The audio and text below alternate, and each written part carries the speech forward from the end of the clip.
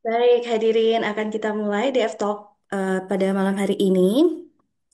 Cocok logi terkadang lebih dipercaya daripada metodologi.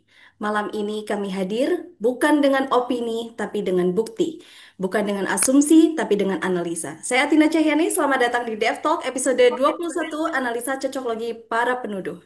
Kita tahu, Bareskrim Polri sudah memberikan klarifikasi resmi terkait dugaan ijazah palsu Presiden Jokowi. Namun, nama-nama seperti Ramon Sianipar dan juga Roy Suryo terus mengangkat narasi ini ke ruang publik, membawa opini yang dibungkus dengan istilah-istilah teknis dari ELA, TNR Font, hingga membandingkan antar ijazah. Pertanyaannya, benarkah tuduhan itu berdasarkan keahlian atau sekadar cocok logi dengan framing yang menyesatkan? Telah hadir pada malam hari ini para ahli yang akan membantu kita mengurai kabut.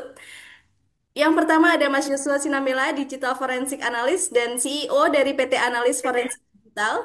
Selamat malam Mas Yusua. Selamat malam, Mbak Tina. Ada Pak Rodi Teguh, peneliti di bidang System Science dan Informatics, PhD dari Hokkaido University, Jepang. Selamat malam Pak Roni. Selamat malam, Mbak Dan Tina. juga dan juga nanti akan bergabung bersama kami Bapak Tarolai, co-founder dari Kalama Cyber Security. Kami juga telah mengundang Bapak Roy Suryo secara terbuka melalui WhatsApp, pengkaji ijazah Presiden ke-7 Joko Widodo, pakar telematika. Kami telah mengundang beliau, namun hingga malam hari ini belum ada respon dari beliau. Kami masih tunggu kehadirannya. Baik, Mas Joshua, kita mulai saja di Talk pada malam hari ini. Anda sempat Baik. menyampaikan nih bahwa beberapa pihak mencoba untuk menggunakan metode ELA untuk menganalisis dokumen yang sudah dicetak dan juga di-scan. Kemudian ada juga narasi font, Times New Roman juga sering disebut-sebut dalam analisis penuduh. Bahkan hasil cetak ijazah kemarin juga sempat ditayangkan oleh Pak Roy Suryo di televisi nasional. Apakah Anda bisa jelaskan secara rinci gitu ya kepada publik secara metodologi ilmiah forensik digital? Silahkan, Mas Yusuf. Iya, baik. Mungkin karena di DevTalk yang ke-20 kita memang nggak cukup waktu ya untuk melakukan analisis teknis gitu ya. Nah, mudah-mudahan hari ini kita cukup waktu ya. Jadi saya akan coba review lagi ya sejak apa namanya FGD ya. FGD kami keluarkan tahun bulan lalu gitu ya, berhubungan dengan analisa-analisa yang mereka uh, klaim gunakan ya untuk menganalisis ijazah maupun skripsi Pak Jokowi gitu ya. Antara lain analisa font ya. Yang berikutnya adalah ELA ya, ELA ya, Error Level Analysis ya. Di DevTalk ke-20 kemarin Pak Nur sudah menjelaskan ya, meskipun sebenarnya sebelumnya juga sudah kita sampaikan ya. Apa sih sebenarnya ELA gitu ya?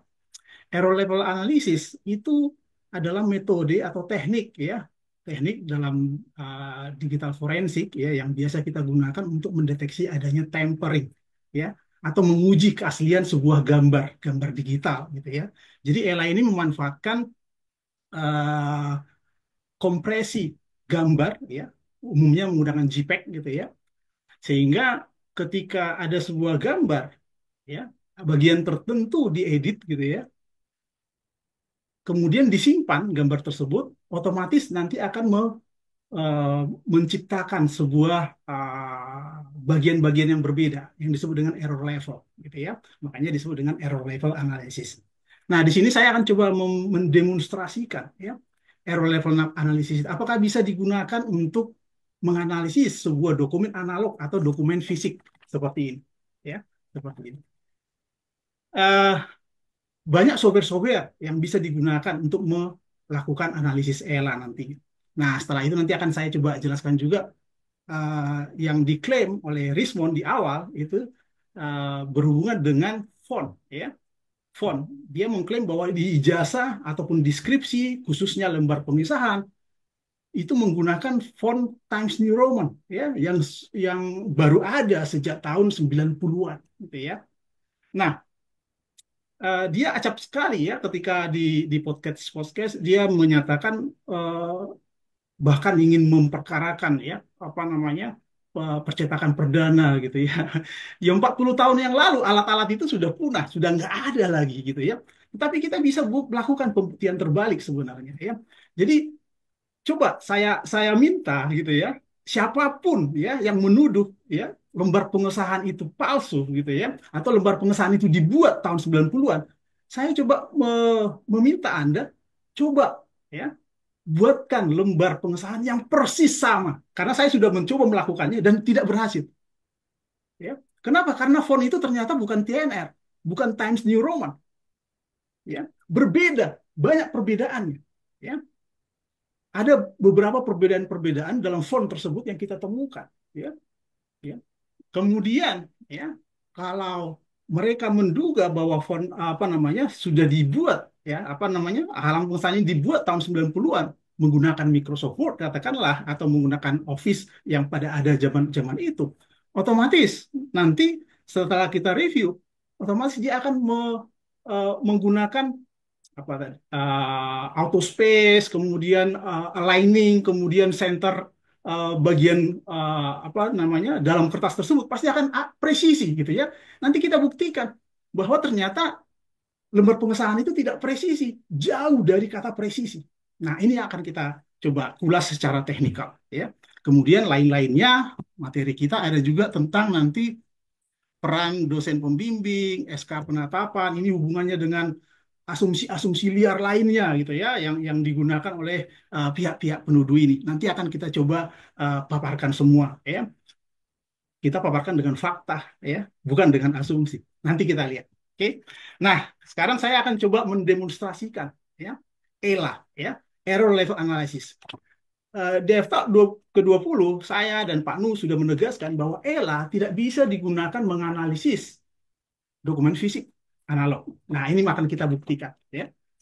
Saya coba uh, fokus ke saya karena saya akan membuat background saya sebagai aplikasi saya ya. Karena ini demo jadi butuh kesabaran untuk melihat ya, menampilkan ya. Tapi saya udah siapkan sebenarnya ya supaya lebih mudah nanti uh, teman-teman uh, melihat ya. Oke, saya coba full screen.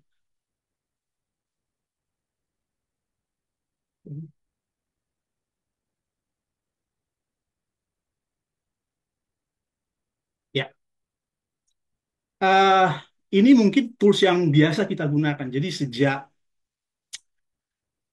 tahun 2008 ya saya sudah menggunakan tools ya yang biasa digunakan untuk analisis gambar maupun video ya. Ada namanya Embed Authenticate, ada namanya Embed 5. Sebenarnya nggak harus menggunakan ini gitu ya, tetapi karena tools kita sudah punya ini ya kita bisa gunakan lah gitu ya. Nah, saya akan coba bandingkan ya sebuah gambar image ya ini untuk mendemonstrasikan bahwa AI itu nggak bisa digunakan untuk menganalisis fisik ya. Gambar aslinya adalah seperti ini ya, gambar aslinya.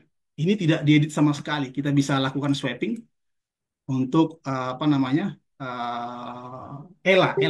Jadi di sini ada fitur untuk analisis ELA, kelihatan ya. Ada persentase 60, 65 dan seterusnya ya. Kita bisa lihat bandingkannya. Ini nggak ada editan sama sekali ya. Oke. Nah, kemudian saya akan menambah file yang sudah diedit. Nanti bisa kelihatan yang sudah diedit misalnya seperti ini. Nah, file test edited ya. Nah, ini kita bisa lihat.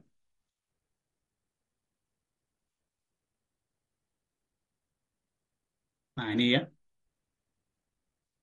Ini yang sudah diedit, file yang sudah diedit. Ya.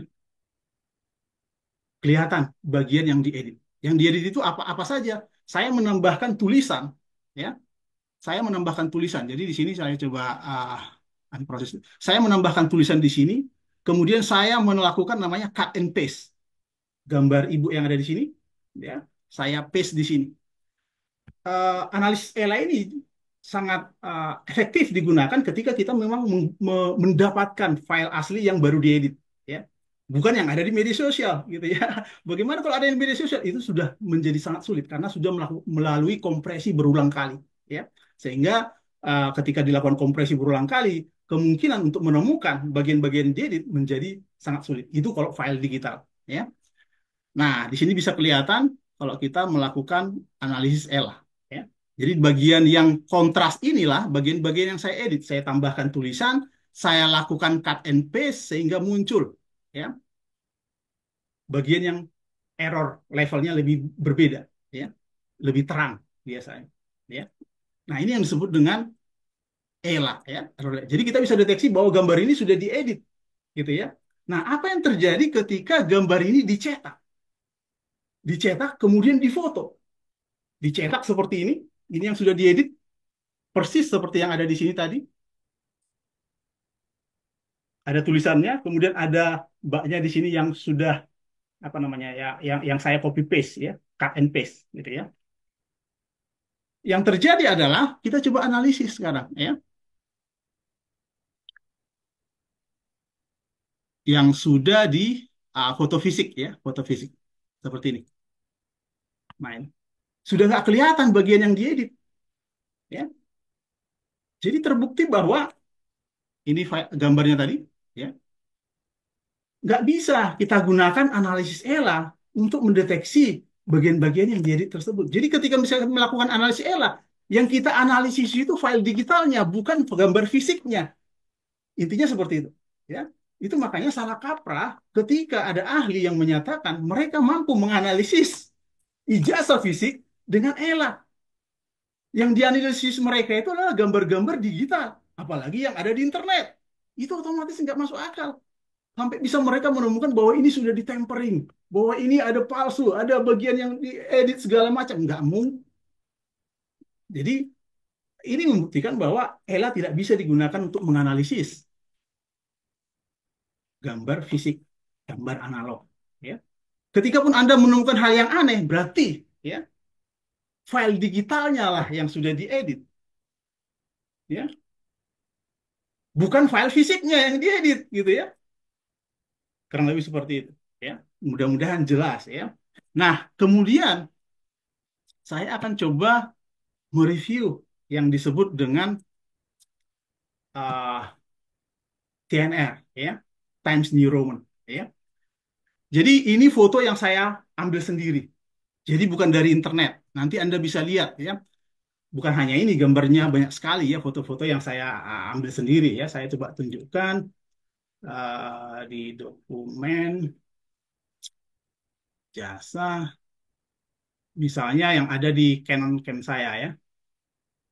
Ini ya gambar-gambar yang ada di Canon saya. Jadi bisa bisa kita buktikan bahwa ini masih dilengkapi dengan metadatanya, ya, metadatanya. Canon EOS 200D, ukurannya juga lebih besar, ya, pikselnya dan seterusnya, ya.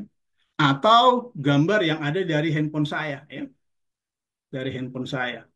Jadi ini gambar-gambar yang asli yang saya shoot menggunakan handphone saya. Ada banyak dan nggak semua memang saya share di Facebook saya, ya, dan kemungkinan nanti akan hilang itu dari Facebook saya karena kalau nggak salah Facebook, terutama video ya, video itu umurnya cuma 1 bulan kalau nggak salah kalau di Facebook ya.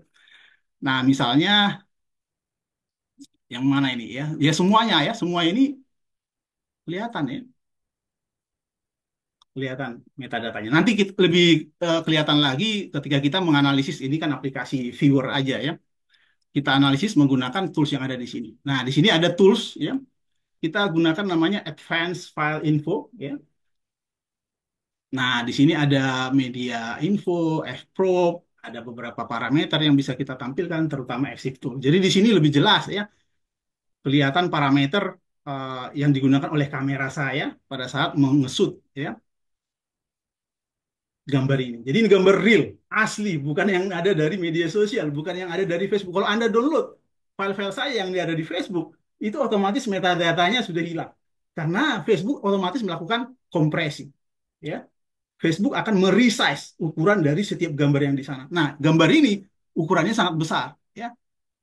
Bisa kita lihat di sini, ya, ukuran image size-nya seperti ini. Anda nggak mungkin menemukan file originalnya di media sosial. Ya. Meskipun saya pernah kirimkan ke WhatsApp, WhatsApp-nya saya nggak kirim sebagai dokumen, tapi saya kirim sebagai image. Hasilnya otomatis ya tidak akan menunjukkan apa namanya metadatanya nantinya. Karena apa? Karena akan di override atau akan dikompres ulang oleh si WhatsApp ya.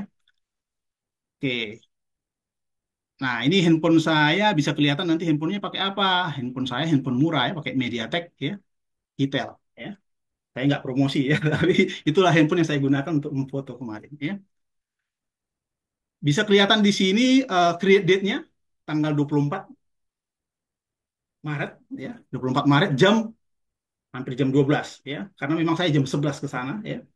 Jam 11 sampai jam setengah satu kalau nggak salah ya. Jadi kurang lebih 1,5 jam lah ya.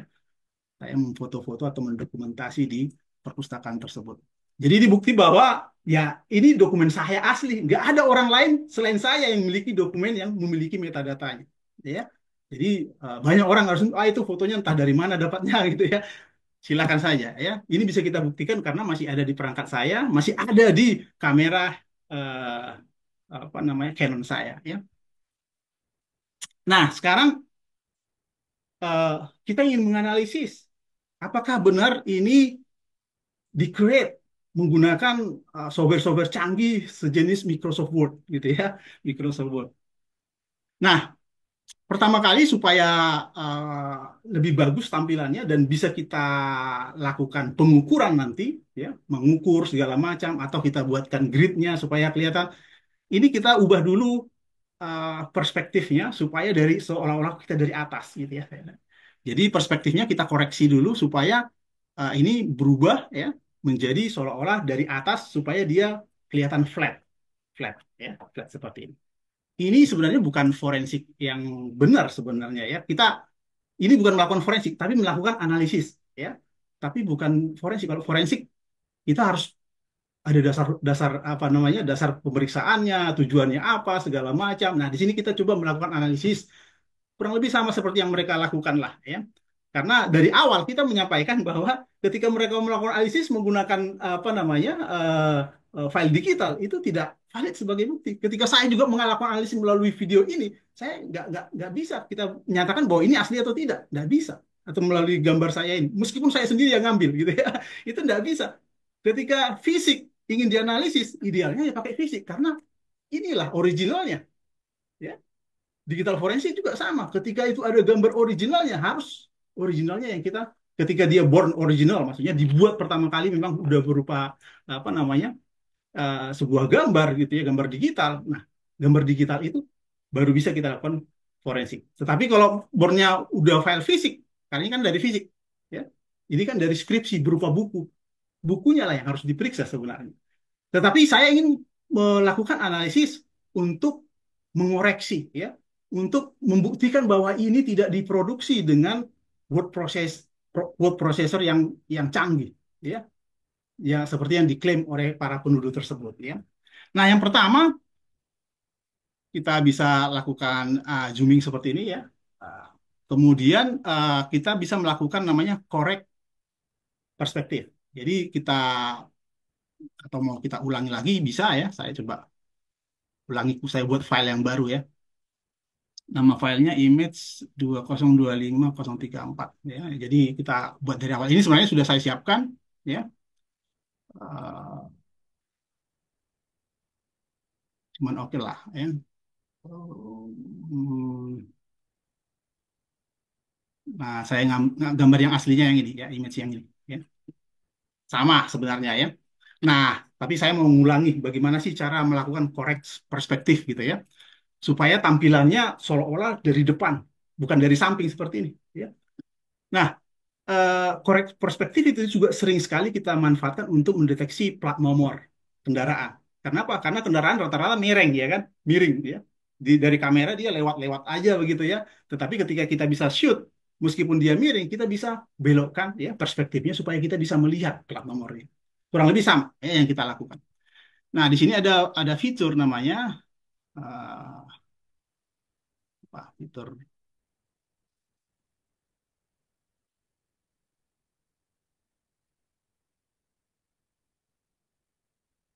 edit ya, edit ya. correct perspektif. Edit dalam artian bukan mengedit filenya ya. Jadi keunggulan dengan software-software forensik seperti ini, ya, yang ini filenya tadi baru image loader, itu adalah kita bisa mempertahankan file aslinya, meskipun kita lakukan berbagai filter-filter, ya, seperti misalnya filter untuk correct perspektif ini, ya, edit correct perspektif, ya, saya ambil dari ujung ke ujung, ini,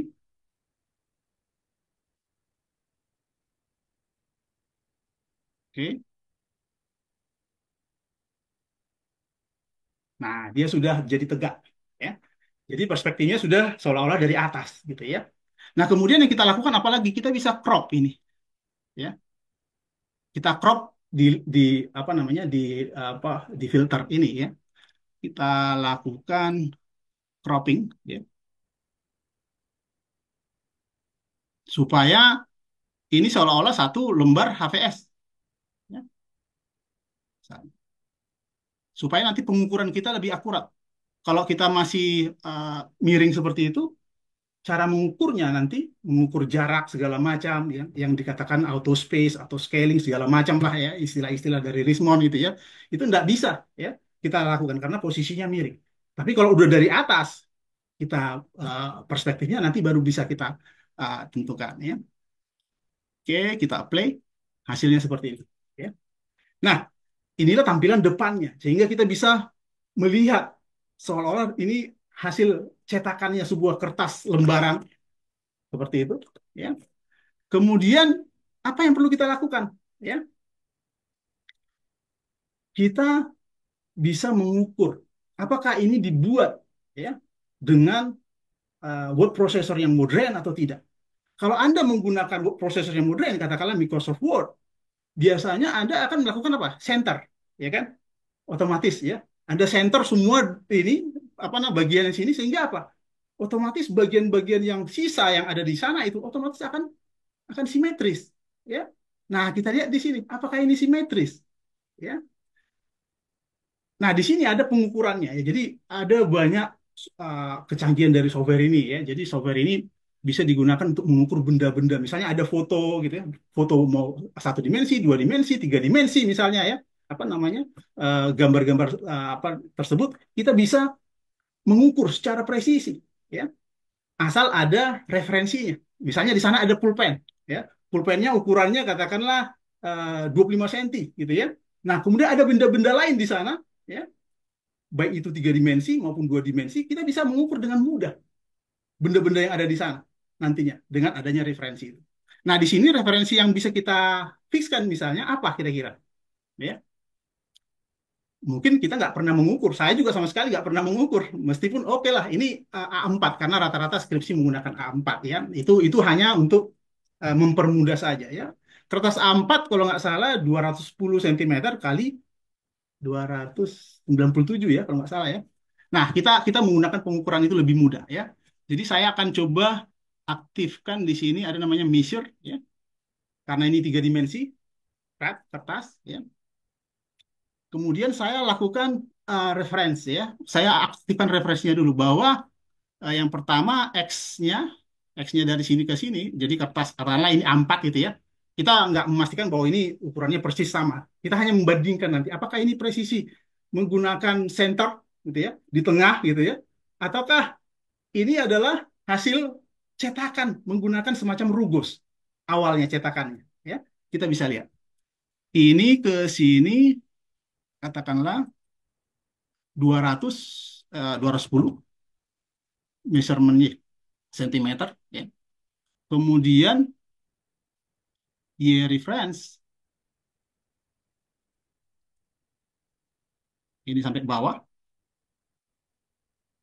Ini 297. Kayaknya begitu ya, 297, 210 kali 297. Ini hanya untuk referensi aja ya, supaya kita bisa membandingkan nanti. Nah, sekarang kita bisa mengukur bagian yang mana ke bagian yang manapun gitu ya. Nah, saya coba zoom di sini. Sebenarnya secara kasat mata kita sudah bisa melihat sebenarnya bahwa ini tidak presisi di tengah ya. Anda bisa melihat ini ke sini, ini ke sini, itu berapa? Nggak persis di tengah. Ya. Nah, nanti Kebetulan saya sudah membuatkan file lain, lembar pengesahan yang saya buat pakai Office, Microsoft Office versi yang lama. Ya, nanti kita bandingkan, ini persis kata-katanya, ya. Semuanya saya ketik ulang gitu ya. Nanti kita bandingkan, ini Times New Roman. Ya, buktinya di mana? Bentar, saya coba cari dulu. Ada fotonya ya, sebentar.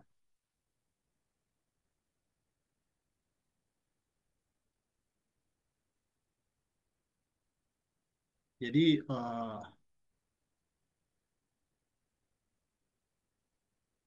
ini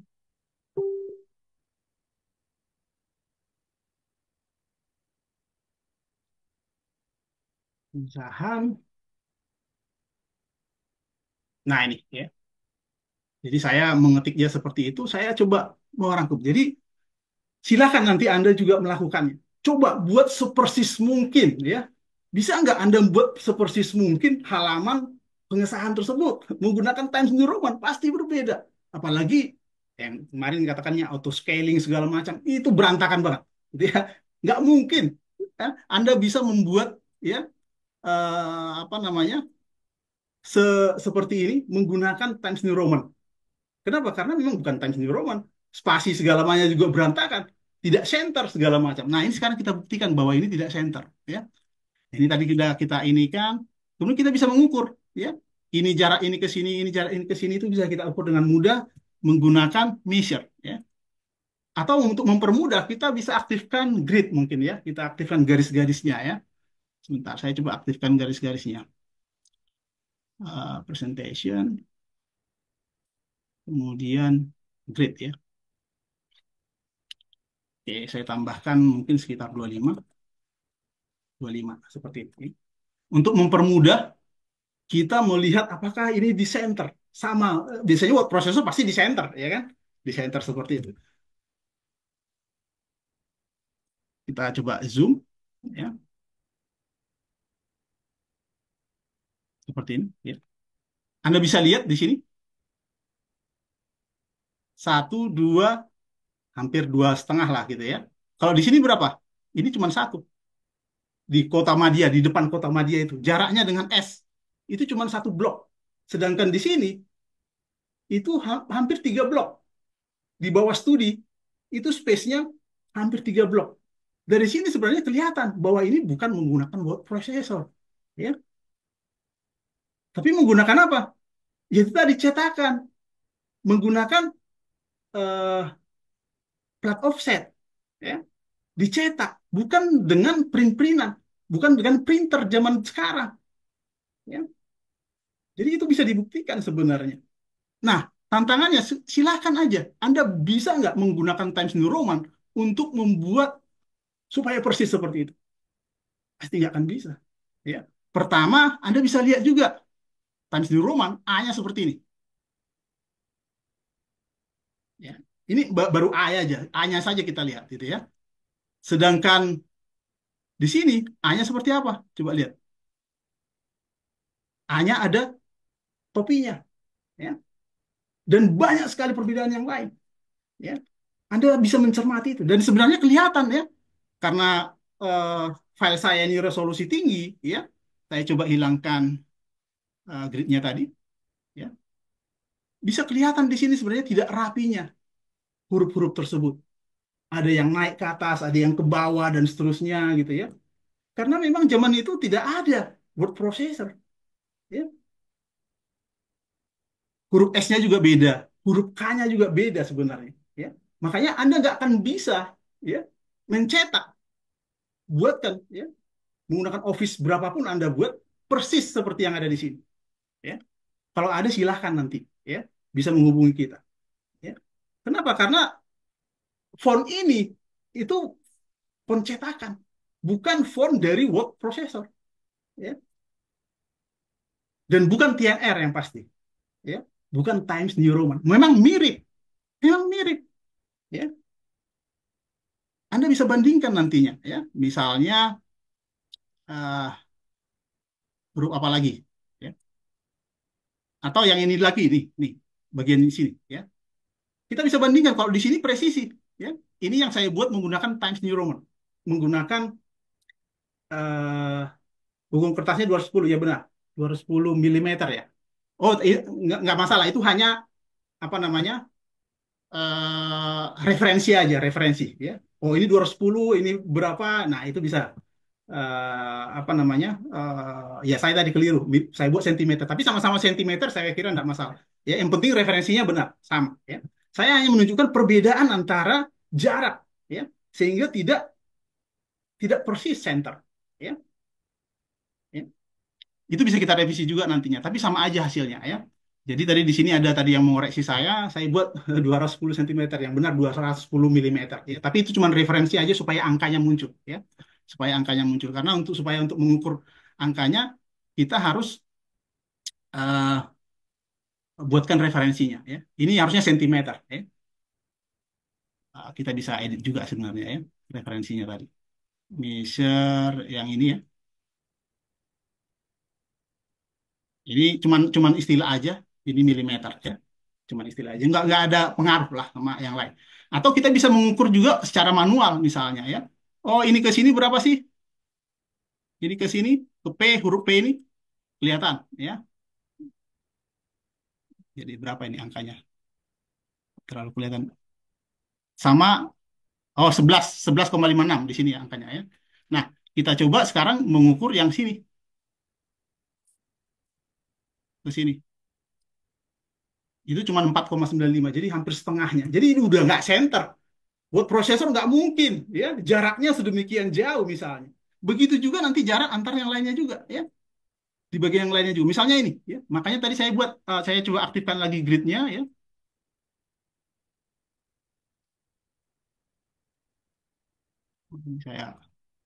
Ini surnya saya matikan aja. Nah ini gridnya, bisa kelihatan juga di sini, ya. Nah bagian sini juga, ya. Ini satu blok lebih ke U, ya. Dari sini satu blok juga nggak ada, ya. Dari Fakultas Kehutanan ke Gajah Mada. Jadi kalau kita menggunakan prosesor, ya kita pasti bisa buat itu center ya.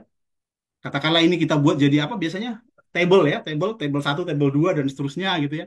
Nah, dari situ sebenarnya sudah terjawab bahwa ini tidak menggunakan word processor ya, dan bukan menggunakan Times New Roman ya, tapi menggunakan plat offset ya. Kalau informasinya pakai hand press ya.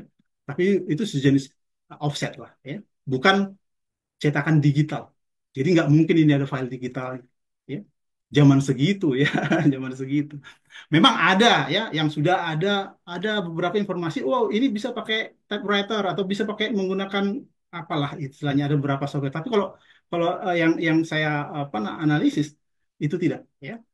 Dan pengakuan dari perdana juga mereka menggunakan hand press ya, offset ya. Dan itu bisa terbukti ya. Anda bisa hitung nanti jarak ini ke sana, jarak ini ke sana dan seterusnya itu Anda bisa hitung sendiri ya. Nah, ini contoh bagaimana kita melakukan analisis bukan digital forensik ya, karena yang kita analisis ini fisik ya. Tapi kalau ingin membuktikan oh cara mengukur bahwa ini dicetak atau tidak ya, bahwa ini hasil apa namanya? Hasil printing dari word processor atau tidak atau dengan Word atau tidak, kita bandingkan dengan yang ini. Ini kita bandingkan dengan yang ini ya. Saya tambahkan katakanlah gridnya ya. Sama-sama katakanlah 25 ya, ya sama-sama besar seperti itu. Ini presisi sekali ya. Ada garis tengahnya segala macam. Kalau mau kita ukur, ini satu blok, ini satu blok. Ya. Inilah kalau kita membuat halaman pengesahan menggunakan Times New Roman. Nggak mungkin ya. Anda membuat center ini gitu ya. Terus satunya melenceng ke sana, satu melenceng ke sini. Nggak mungkin ya. Jadi berbeda. Ya. Saya mencoba membuat persis ya. Saya mencoba membuat persis seperti yang tadi nggak bisa. Dari fontnya juga sudah beda, apa namanya alignmentnya juga sudah berbeda gitu ya. Nah ini bisa digunakan sebagai bahan ya, sebagai bahan petunjuk boleh dikatakan. Nggak bisa jadi bukti ya.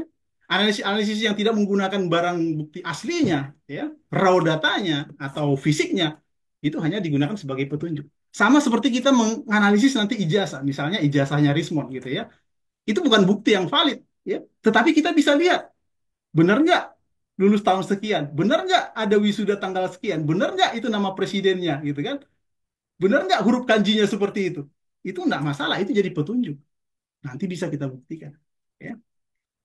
Oke, mungkin itu sementara ya dari saya, Mbak. Apa? Silahkan dilanjutkan dengan pertanyaan berikutnya ya.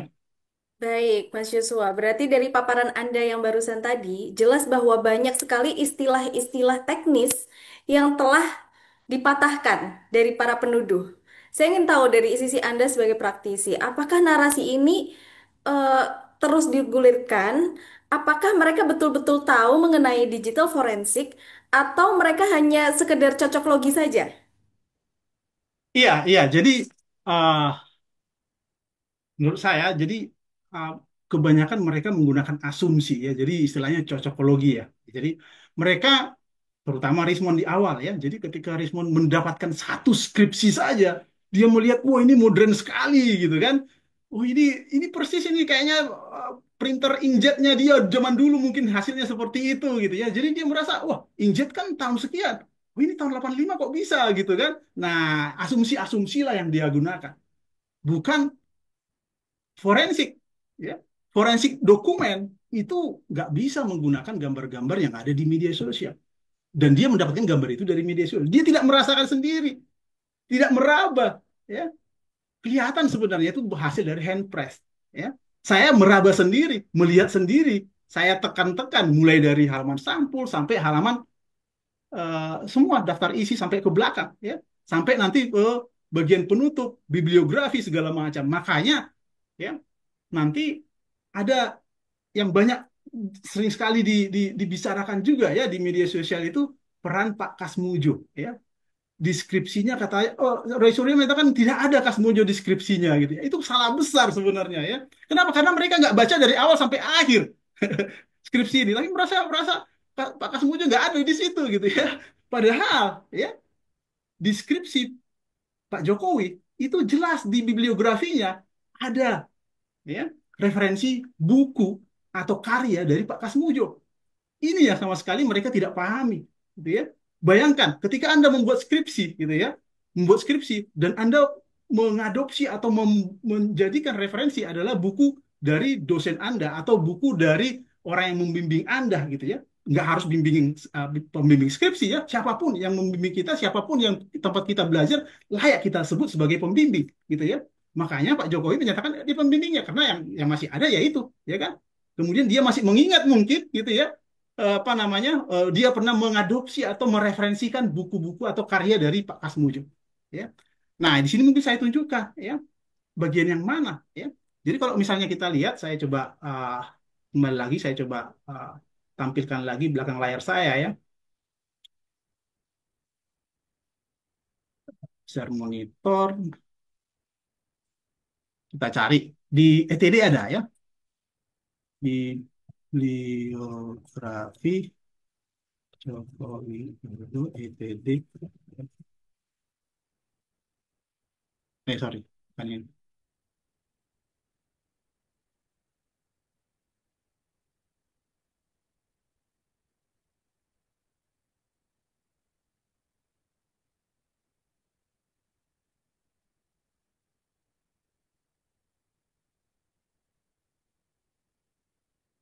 ETD sini kali ya.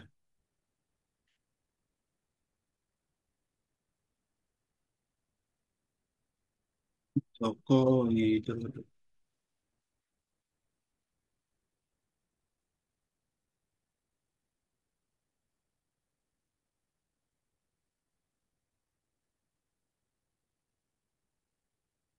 Ah,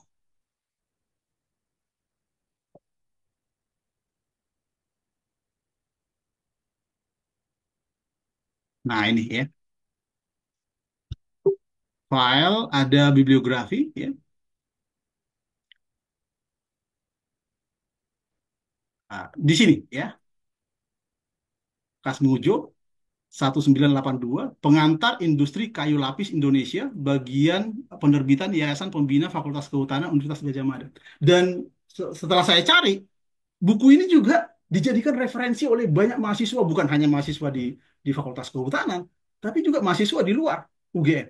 Ya, Anda bisa cari sendiri, ya, apa namanya ini. Ya, perbaiki ya ini bagian penerbitan. Hmm. Banyak referensi yang menggunakan bukunya Pak Kasmujo. Jadi ini real, ya. Jadi Pak Kasmujo itu udah dipastikan memang dosen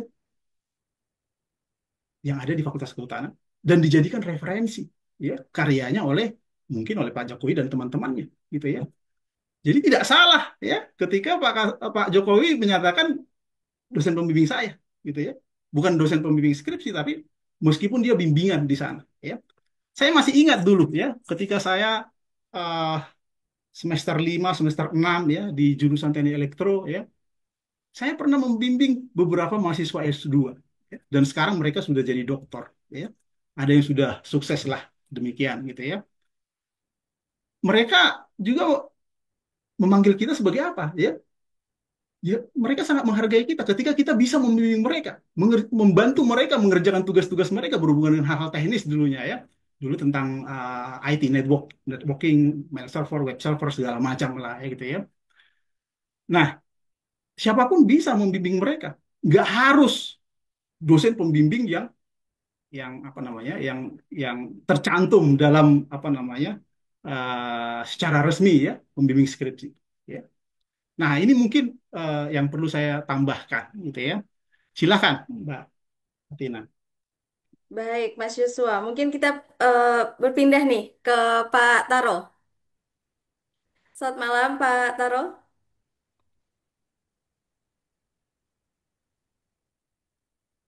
Mungkin Selamat ke Mas malam. Teguh dulu, Mas Teguh. Mas Teguh, ya. Baik, ke Pak Roni dulu ya. Ya, Pak. Iya, Pak Roni. Ya.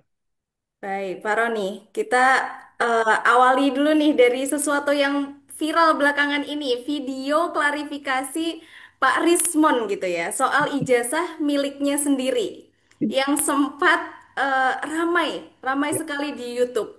Eh, dan barangkali Anda telah menontonnya sebagai akademisi dan peneliti sistem informasi Hmm. dari Hokkaido, Jepang, Hmm. mendapatkan PhD dari sana, apakah ada kejanggalan yang Anda tangkap? Karena ada narasi di pamflet DF Talk pada malam Hmm. hari ini memang akan kita bahas Ya, mengenai ijazah Rismon Sianipar. oke. Kita masuk ini aja dulu. Dari pertama bahwa sejarahnya dulu bahwa seseorang yang masuk menjadi mahasiswa, baik itu B1 atau bachelor, kemudian M master dan D doktoral, itu selalu kalau saya dulu masuknya bulan Oktober di di di utara Jepang. Nah, jadi kalau dia sudah S2, kebetulan dulu saya S2-nya di Gajah Mada. Nah, saya apply-nya adalah doktoral. Nah, kemudian di sana kita akan kita akan diuji karena terkait dengan bidang riset kita yang akan kita lakukan di laboratorium. Biasanya kalau ada ketidakmampuan, grade kita diturunkan. Grade kita diturunkan.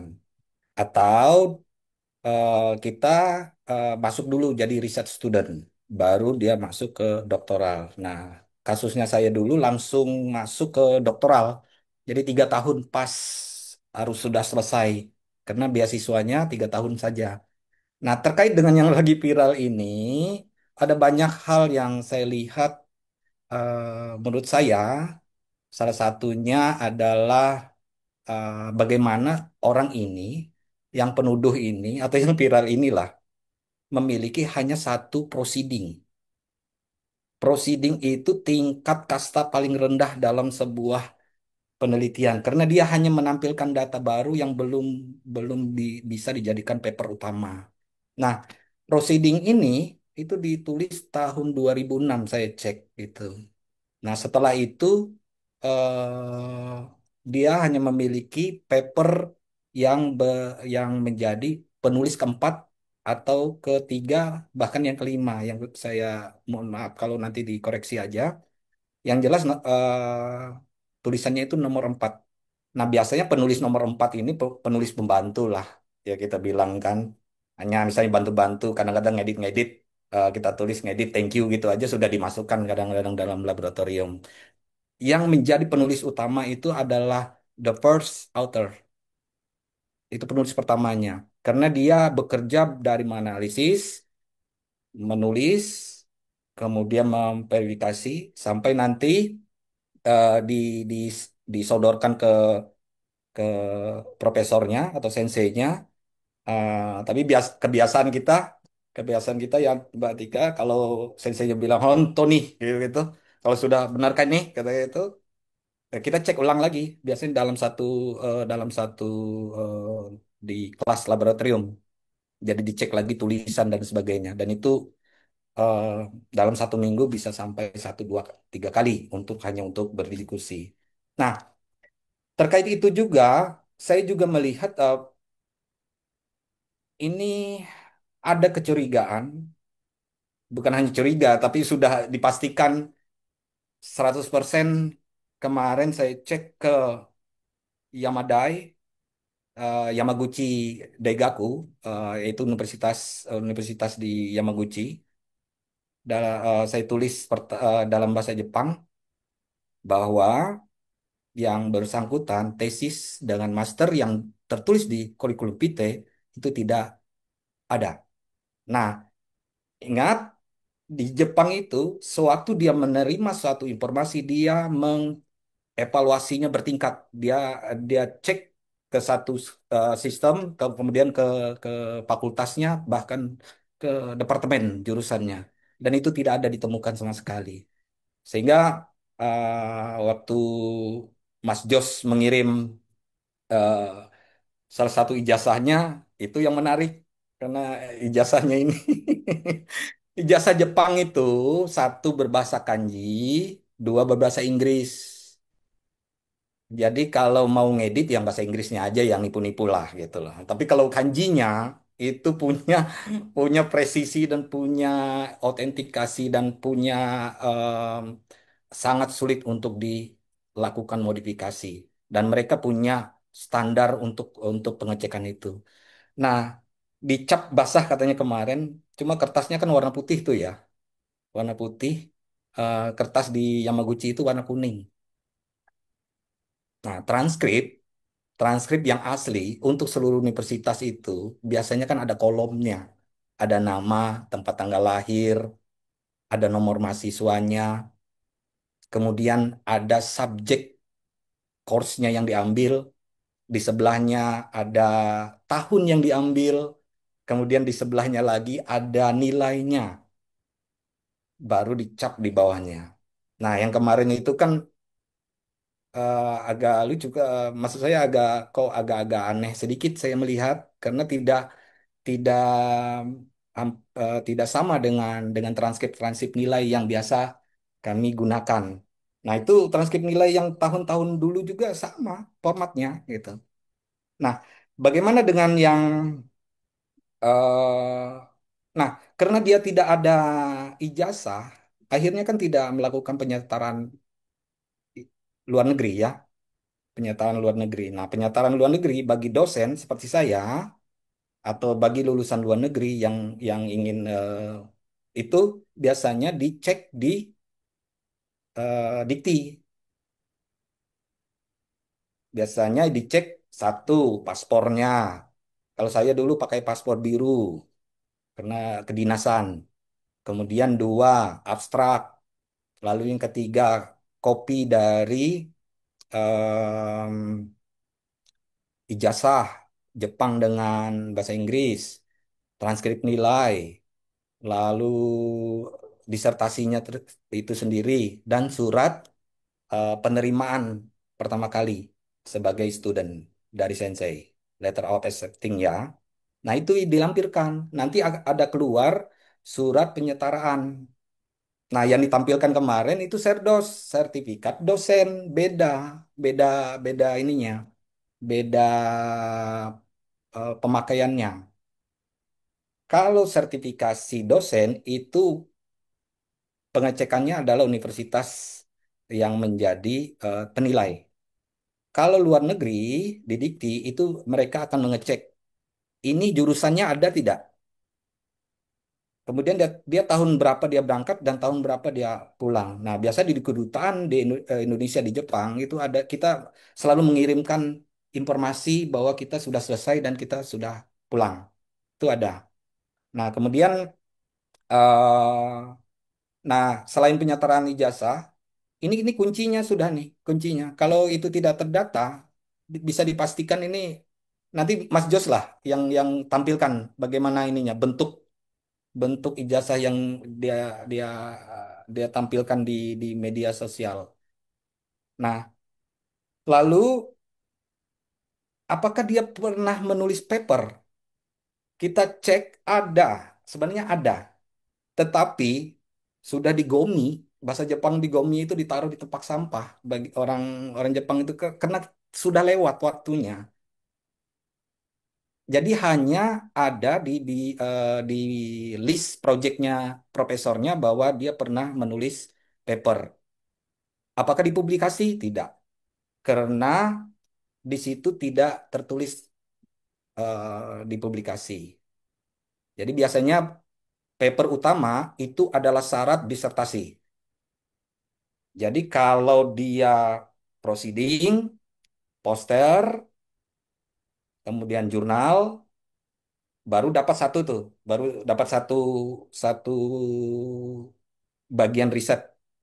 Kemudian dia ulangi lagi untuk paper-paper yang lain supaya bisa memenuhi standar akhir sebuah disertasi. Nah, itu bab satu, bab 2, bab 3, kemudian bab 5 dan sebagainya itu kan ada di dalamnya untuk tulisan dari paper, extracting dari paper-papernya maupun dari proceedingnya. Nah, bisa dibayangkan hanya satu proceeding itu bisa menulis paper, sementara paper dan proceedingnya bertolak belakang.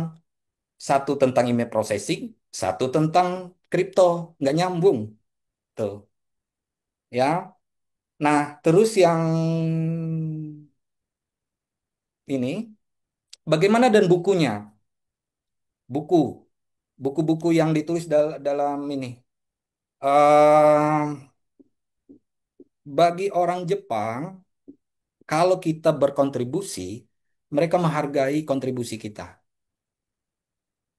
Misalnya hanya di tenaga lapangan saja ya, untuk memasang satu alat modem atau memasang eh, kalau di bidang bidang bidang pertanian kehutanan itu ada alat peraga di situ, kemudian diukur segera Pareto ketinggian tanahnya. Nah, kita berkontribusi biasanya kita dimasukkan dalam papernya, penulis 3 ke 4. Nah, di buku tersebut dia memang ada berkontribusi, akan tetapi itu kan penulis ke 3 dan ke 4 jauh sudah. Nah, bagaimana yang pembimbingnya penulis ke 4, penulis ke 5 misalnya? Profesor itu adalah bertanggung jawab apapun yang keluar, baik itu tulisan maupun riset yang di dalam laboratorium. Nah, jadi beda ya ini, beda beda caranya mereka mempublikasikan sebuah karya ilmiah itu sangat sangat sangat teliti dan tidak akan pernah typo maupun datanya itu. eh, saya ingat pesan gini, saya ingat pesan profesor saya. Salah boleh, tapi jangan menipu, katanya. Jadi data yang diambil di lapangan itu jangan diotak-atik, direkayasa, karena hasilnya akan berbeda nanti di ranah di pengujian di laboratorium. Karena yang akan nguji itu bukan hanya 1 2 orang, banyak dalam sebidang itu banyak sekali. Nah, yang lagi viral ini baik transkrip nilai, kemudian paper-papernya, kemudian buku, lalu disertasi, itu bisa dipastikan bahwa ini dia bermasalah pulang tanpa hasil gitu. Jadi banyak tuh pulang tanpa hasil, tanpa tanpa tanpa ada yang membawa sesuatu, sehingga dia tidak bisa melakukan penyetaraan ijazah. Akan tetapi dia melakukan rekayasa untuk sertifikasi dosen. Nah, itu berapa tahun dia sertifikasi dosen menggunakan Doktor Engineering dan Master Engineeringnya, itu dipastikan ada kerugian negara kan di situ dia gunakan untuk melakukan hal-hal yang seperti itu. Oke, yang terakhir mungkin ini mungkin dilanjutkan oleh Bang Jos nanti, Mas Jos. Jadi pada dasarnya seseorang yang sudah memegang atau ahli itu bisa dicek secara signifikan. Satu, apa saja karyanya. Nah, saya juga belum dikatakan ahli walaupun ada karya. Beda. Nah, caranya adalah satu, cek di ID Scopus. Itu biasanya tulisan internasional ada di situ, yang level internasional. Kemudian di level nasional itu bisa di Garuda atau di Sinta. Itu ada kelihatan. Nah, bagaimana dengan buku? Buku yang hampir ratusan itu. Itu kan buku panduan, bukan buku riset. Jadi bagaimana menggunakan MySQL dan Visual Basic gitu. Itu kan anak-anak diploma 3 atau masih ada nggak diploma 3 sekarang? Atau anak-anak S1 yang ini sudah mereka sudah belajar hal-hal yang seperti itu. Nah, jadi yang kita temukan banyak hal yang keganjilan dari baik itu jasanya karena tidak sama dengan yang sama yang otentik dengan yang beredar di di sesama alumni di Yamadai. Kemudian yang kedua, transkripnya juga berbeda dengan yang lainnya. Nah, kita bandingkan juga dengan lulusan Yamaguchi yang berdekatan juga ada perbedaan. Jadi ada satu cap yang di bawah seal-nya rektor, kemudian seal-nya Yamaguchi. Itu ada dua cap. Nah, kalau dia kan punyanya satu cap gitu. Ya. Lalu di ijazah itu tidak boleh ada tanda tangan. Dia punya kanji sendiri, punya rektornya atau presidennya di seluruh Jepang. Dan ada seal capnya, dan itu tidak mungkin dipalsukan.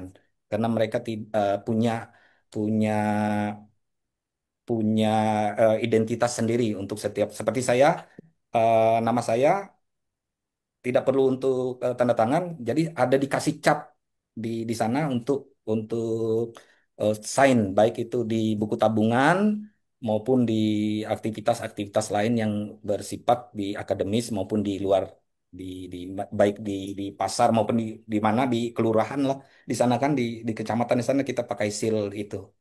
Mungkin itu Mbak Antika. Baik, baik Pak Roni. Mas Joshua, tanggapan Anda, karena sebelum kita nanti kembali ke analisa forensik gitu ya, tentang tuduhan skripsi dan juga ijazah Presiden ke-7 Joko Widodo. Sebelum itu kita mau bertanya nih bahwa ternyata kredensial penuduh ini kita pertanyakan sekarang. Silahkan, Iya, iya, Mas iya. Joshua. Ya, memang sejak awal, ah, ah, sejak awal pada saat FGD sebulan yang lalu, ya, kami di DFIS, ya, teman-teman dari lulusan Jepang ada beberapa, ya, bukan hanya Mas Teguh saja, gitu ya, itu mempertanyakan, ya, ah, siapa sebenarnya Rismon ini? Apakah benar dia lulusan Jepang gitu ya? Kenapa? Karena menurut hemat mereka pada saat diskusi di FGD itu tidak ada lulusan Jepang yang seperti itu gitu ya. Yang wah, apa namanya dengan kasarnya menuduh orang lain segala macam gitu ya. Uh, Sehingga mereka tergelitik untuk memeriksa gitu ya kredensial tersebut, mencari apa namanya riset-risetnya gitu ya, dan ternyata memang tidak ditemukan ya disertasi sama tesisnya dan seterusnya ya. Nah, oke, sebelum masuk ke Rismon ya, saya ingin tadi saya coba baca chat-chat di mana di YouTube ya, saya tergelitik sebenarnya ya, karena Rismon mengganti targetnya sekarang ya, mengganti targetnya. Targetnya kemarin apa namanya yang dielulkannya kemarin jasa awalnya, kemudian sekarang halaman pengusahaannya ya, kemudian apalagi hasil apa namanya eh, gelar perkara yang diberikan oleh Bareskrim yang dimunculkan di layar-layar itu. Nah, dia masih mengira bahwa Jokowi hanya lulus sarjana muda gitu ya. Nah, ini yang dulu mau saya sampaikan. Sebelum kita nanti bahas Rismon, nanti saya tunjukkan semua ijazah-ijazah yang ada dari Yamaguchi, orang-orang Indonesia ya, yang kita bisa bandingkan nanti dengan ijazah yang ditunjukkan dia ya. Tapi saya masuk ke sini dulu ya. Jadi di aturan ya, di aturan kurikulum program S1 ya, di dalam petunjuk program S1 Fakultas Kehutanan itu sudah jelas ya. Jadi kurikulum program S1 pada dasarnya ya, kurikulum program S1 terdiri dari kurikulum sarjana muda atau yang disebut dengan S1 bawah, terdiri dari sekitar 120 SKS ya, 107 SKS mata pelajaran wajib dan 13 SKS mata pelajaran pilihan. Kemudian S1 atas terdiri dari 40 SKS, 26 SKS wajib dan 14 SKS pilihan. Nah, jadi program S1 itu terdiri dari sarjana muda dan uh, sarjana atas namanya, S1 atas gitu ya. Sarjana muda dan S1 jadinya ya. Nah, dia harus mengumpulkan sekitar 160 SKS. Jadi otomatis ketika dia daftar pertama ya menyelesaikan kurikulum sarjana muda dulu atau S1 bawah dulu. Itu aturannya. Makanya yang muncul di sana tulisan kolom karena dia semester awal 80 81 gitu ya. Dia milih sarjana muda karena memang dia ngambil mata kuliah semester yang memang yang kategorinya sarjana muda ya.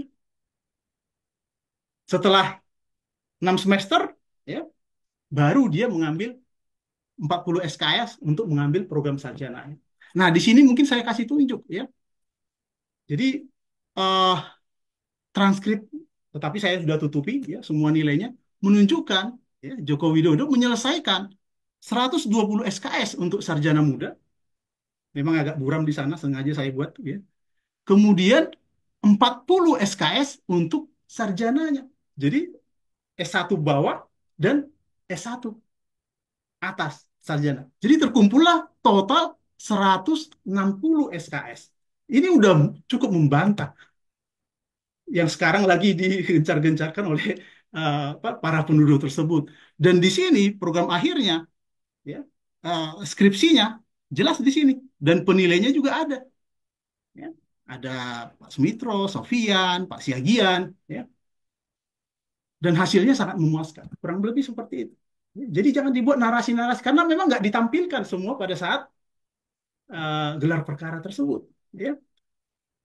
Jangan jadi konyol gitu ya. Ketika Anda tidak mengetahui sesuatu ya, seperti Mark Twain bilang ya, orang bodoh itu bukan apa namanya, tidak hanya kurang pengetahuan gitu ya. Memang mereka kurang pengetahuan karena merasa tidak mengetahui apapun gitu ya tentang itu. Dia hanya melihat bagian-bagian yang merasa itu bisa dijadikan pembenaran bagi mereka. Jadi mereka punya kebenaran sendiri gitu ya. Nah, itulah yang nanti di diulang-ulang terus. Saya apa lucu saja gitu ya. Kenapa analisisnya berpindah lagi gitu ya. Nah, itu mungkin sebagai tambahan ya sebelum saya beralih ke ijazah Rismon.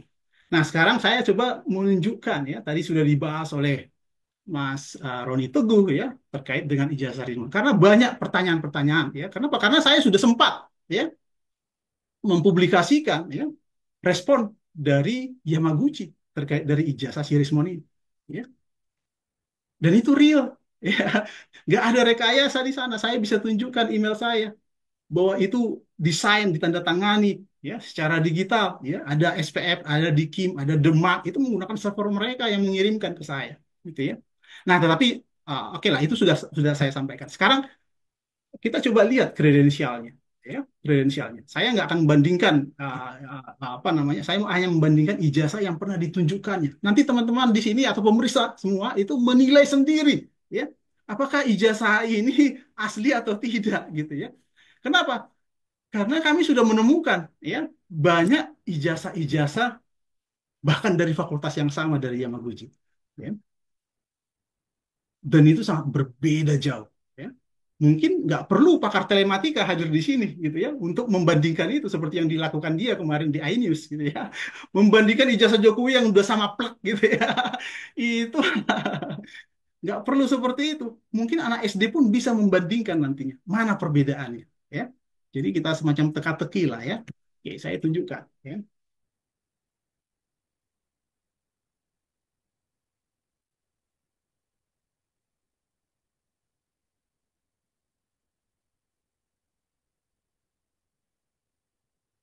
Oke. Nah, ini. Saya tutupi namanya tapi ini real ya. Ini ijazah salah satu dulu mahasiswa UGM S1, S2 di Yamaguchi, sekolah yang sama dengan Rismon dan doktornya juga di Yamaguchi, ya. Sekolah yang sama dengan Rismon, ya, meskipun tahunnya berbeda, ya. Inilah ijazah yang ditunjukkan Rismon. Ini adalah ijazah 987 itu S2-nya, ya, master. Jadi kita bisa translasikan ini, ya. Anda bisa gunakan ChatGPT atau DeepSeek segala macam. Ini menyebutnya bahwa ini master, ya, master. Nah, bagaimana perbedaannya? Jelas banget gitu ya. Pertama dari warnanya, oke, oke lah. Ini mungkin sudah luntur warnanya gitu ya, atau mungkin itu kopian yang di print lagi silahkan, nggak apa-apa gitu ya. Tapi lihatlah bentuknya, ya. Ini nama alfabet di sini, ya, pemilik aslinya. Ya. Huruf kanjinya juga berbeda. Yang paling mengesalkan sebenarnya di sini ada dua stem. Yang bachelor itu stemnya malah tiga, ya, karena ada stem masing-masing mahasiswanya juga, ya. Tapi kalau yang master dan doktor itu dua stemnya, ya. Ini nanti Anda bisa translasikan, ya. Ada juga translasinya, ada juga yang bahasa eh, apa namanya bahasa Inggrisnya, ya. Kita lihat ke bawah. Ini ijazah doktornya, ini yang diakui dia 460, ini adalah ijazah doktor. Bagian yang mana, ya? Anda bisa melihat perbedaannya. Ijazah kanji, ya, Jepang itu tidak ada yang pakai tanda tangan seperti ini. Saya bisa pastikan semuanya pakai stem saja seperti ini dan menggunakan kata kanji. Ya. Yang pertama itu. Yang berikutnya, semua program doktor itu ada bidang ilmunya di sini. Ini science and technology, ya, atau engineering. Nah, di sini hanya nomor saja. Itu sudah berbeda banget, ya. Saya nggak bisa bilang palsu, mungkin 99% saja palsunya, gitu ya. Tapi berbeda banget. Ya. Hurufnya di sini sangat rapi. Ini rata kanan, rata kiri. Di sini melenceng. Ya, saya nggak tahu bagaimana ada ijazah yang seperti itu gitu ya. Anda yang menyimpulkan nanti. Yang paling parah, saya nggak tahu gimana dia merancang ya, mengatakan ini asli ya. Kalau kita terjemahkan ijazah S2 ini bulan Maret, 16 Maret, memang wisuda di Yamaguchi selalu Maret sama Oktober. 16 Maret 2006, ya. Dia nggak tahu tahun Hensi, ya. Jadi dibuat sama tetapi yang diganti tanggalnya. Wah, keliru banget ya gitu ya. Dikiranya 2008 satunya gitu kan. Mungkin ya, saya nggak tahu. Tetapi yang pasti ini tahun 2006 dan ini tahun 2006, ya. Dan tahun 2006 bulan Mei Hiroshi Kato, ini yang tertulis si Hiroshi Kato, ya, itu sudah nggak jadi rektor, sudah ganti nama rektornya. Ini kesalahan-kesalahan fatal. Kita nggak perlu menganalisis fisiknya lagi sebenarnya. Nggak perlu seperti itu. Tetapi dari informasi petunjuk-petunjuk ini sesuatu yang ganjil. Ya. Anda sendiri yang menilai. Ya.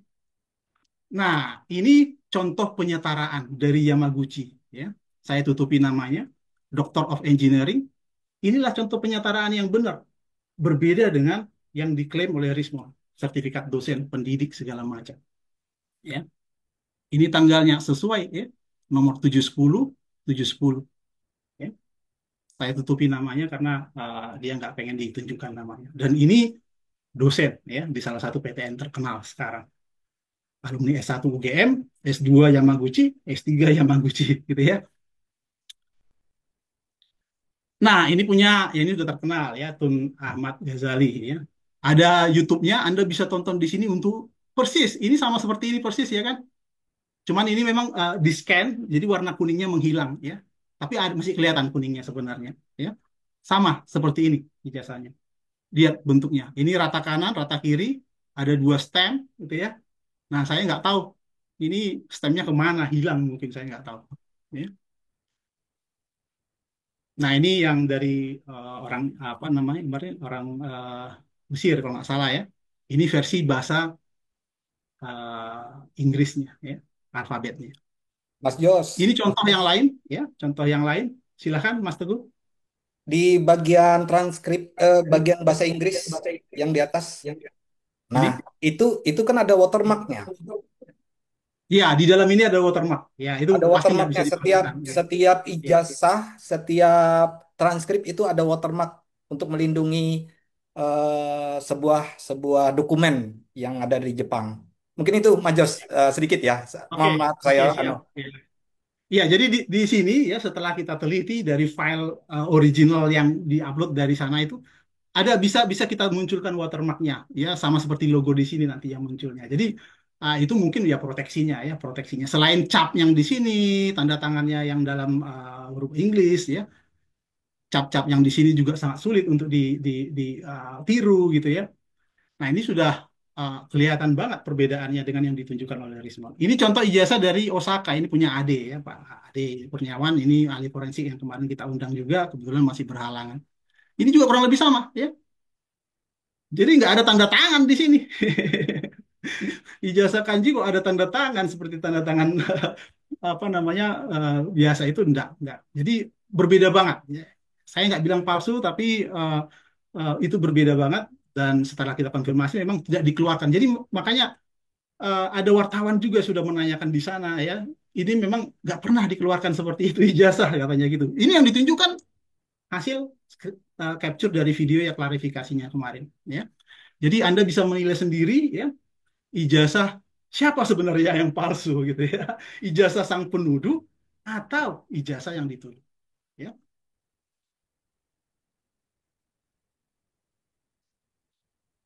Oke, mumpung masih terkait ini ya sebelum kita akhiri.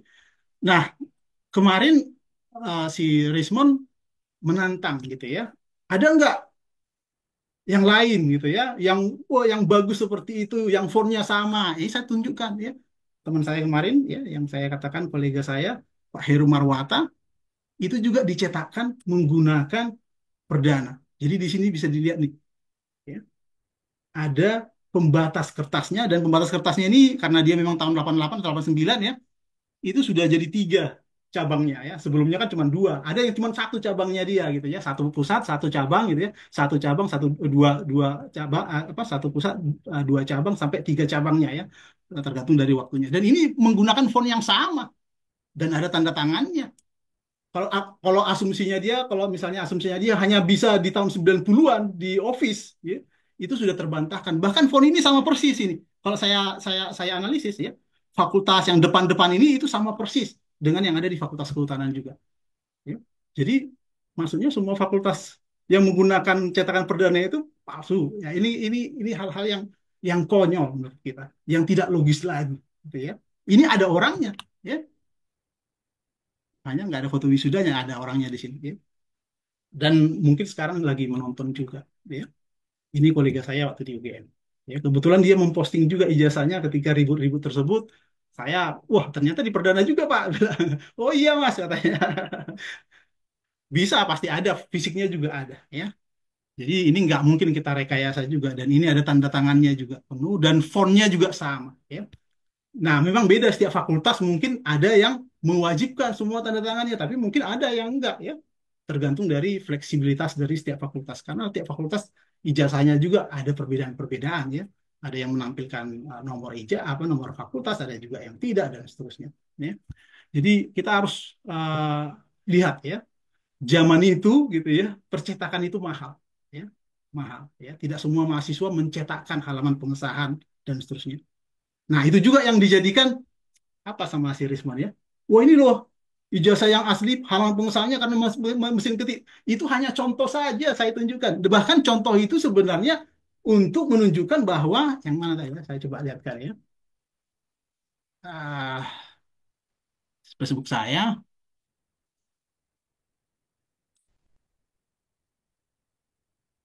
Nah, yang ini ya. Ini loh yang asli. Ya, ini kan foto saya juga gitu ya. Saya ingin menunjukkan bahwa meskipun namanya nggak lengkap, Sunardi, ya, Sunardi apa macam namanya, dia juga tanda tangan. Ini sama-sama profesor nih. Nah, ini juga saya akan ulas juga ya. Kapan sih SK penetapannya? Kapan sih SK pengukuhannya? Ada semua lengkapnya, bahkan sudah diberikan ke Barreskrim. Cuman karena nggak ditunjukkan, itu masih digoreng-goreng terus, ya. Ya. Penetapannya tahun 85. Sebenarnya dia sudah memenuhi poin tahun 84, ya. Pengukuhannya baru tahun 86. Udah wajar mereka sudah bisa pakai karena sudah ditetapkan. Yang menetapkan siapa? Soeharto zaman itu. Ya. Tanda tangannya ada SK-nya dan seterusnya. Ya. Tapi saya nggak perlu saya tunjukkan semua lah. Ya. Nah, ini saya mau tunjukkan sebenarnya selain mematahkan bahwa nama itu harus lengkap, ya gelar profesornya ini belum profesor, ini sama-sama tahun 85 dianggapnya ini valid, berarti profesor sudah valid lah gitu ya. Kemudian eh, tanda tangan ini yang mirip yang dikatakan itu di tanda tangannya di apa namanya di lekukannya yang di sini ya. Ini yang mirip dengan tanda tangan di pengesahan Pak Jokowi. Itu yang mau saya lakukan, tapi dia malah menggunakan ini untuk yang lain gitu ya.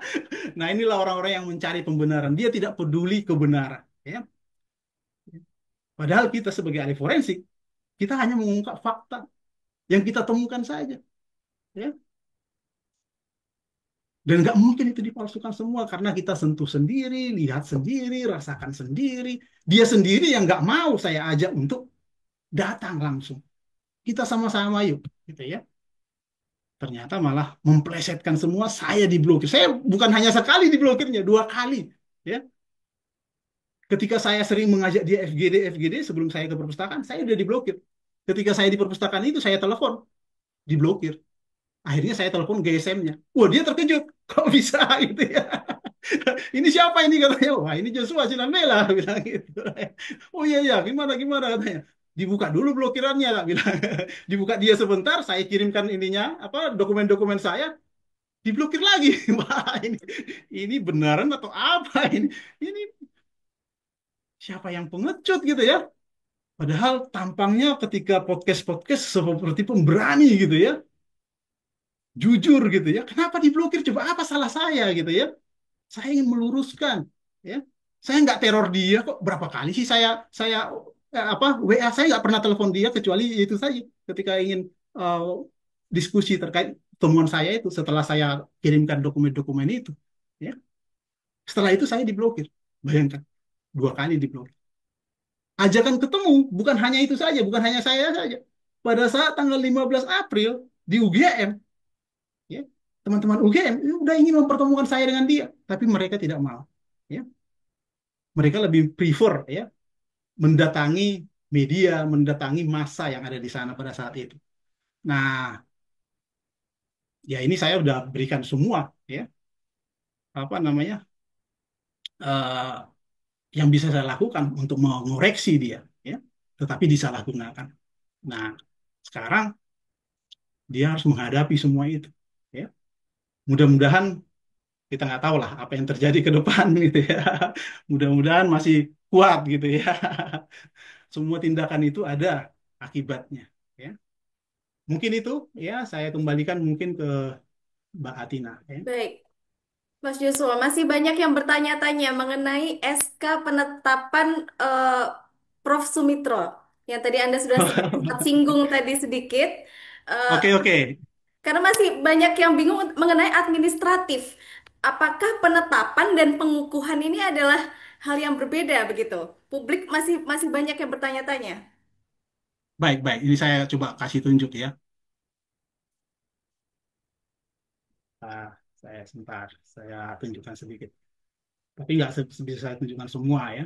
Cuman supaya clear lah ya, jangan lagi ini apa namanya eh, keliru karena sebenarnya udah terbantahkan dari dokumen-dokumen akademik yang lain ya. Karena mereka sudah menyebut profesor semua di sana. Bahkan di halaman-halaman ininya juga ada yang sudah menyebut profesor. Memang ada yang masih doktor gitu ya disebut. Tapi itu tidak masalah lah. Karena mereka juga mungkin belum tahu kalau dia sudah ditetapkan. Karena memang belum dikukuhkan pada saat itu.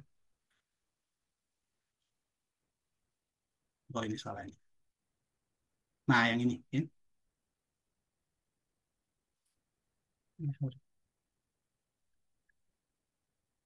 Nah ini SK-nya ya, 85. Oktobernya sudah memenuhi, udah berlaku ya. Tapi tanda tangannya kalau nggak salah bulan Juni tahun 85 ya, ditetapkan oleh Soeharto ya, tanda tangannya. Jadi itu surat keputusannya ya.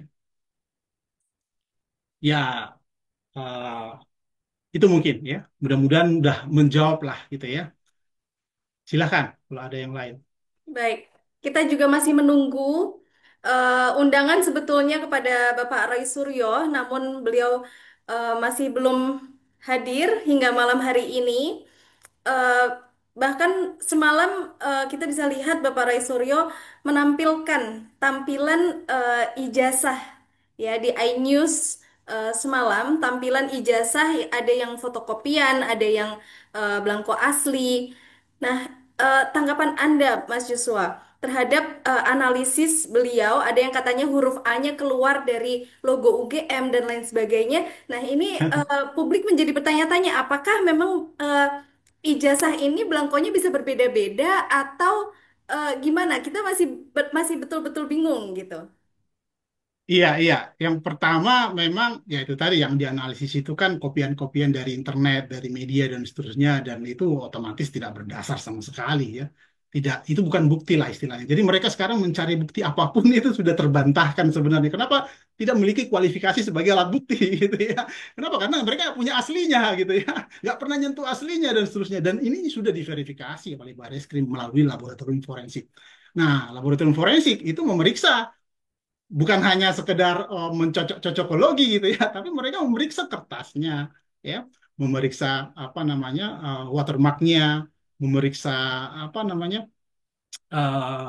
tanda tangannya dan seterusnya, ya. Jadi dokumen verification lah ya yang mereka lakukan dan itu fisik bukan digital yang dilakukan oleh Roy Suryo kemarin masih digital forensik nggak ada cara mengungkap ini menggunakan digital forensik sebenarnya oke lah kita bisa menggunakan petunjuk-petunjuk tapi itu bukan bukti yang sah bukan bukti yang valid ya jadi itu nggak bisa dijadikan alat bukti ya ada banyak ya yang bisa menyebabkan itu kenapa karena percetakan zaman dulu bukan seperti secanggih sekarang gitu ya cetakan zaman dulu itu kan sebagian isi dari ijazah kita itu kan tanda apa namanya tulisan tangan juga namanya segala macam gitu ya dan percetakan juga menggunakan apa namanya plat offset pada zaman itu tidak menggunakan printer tidak menggunakan apa namanya word processor yang canggih seperti sekarang gitu ya sehingga bisa dibuat sama persis menggunakan apa istilahnya mail merge misalnya namanya jadi persis gitu ya segala macam ya beda ya belum lagi kertasnya itu ya kertasnya itu kan ada kertas logonya ya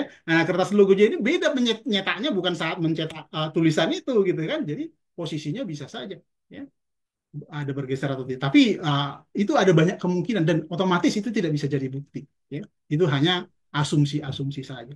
Saya nggak Baik, tahu apa baik, bukti apa lagi mau dijadikan mereka jadi bukti gitu ya. baik. Karena Sayang sebenarnya semua sekali, sudah terbantahkan. Ya, sayang sekali Pak Roy Suryo belum belum hadir, masih ditunggu sampai malam hari ini di Dev Talk kali ini karena sudah diundang juga melalui WhatsApp. Nah, tapi beliau mengatakan bahwa memang melakukan proses ini melalui lab uji forensik.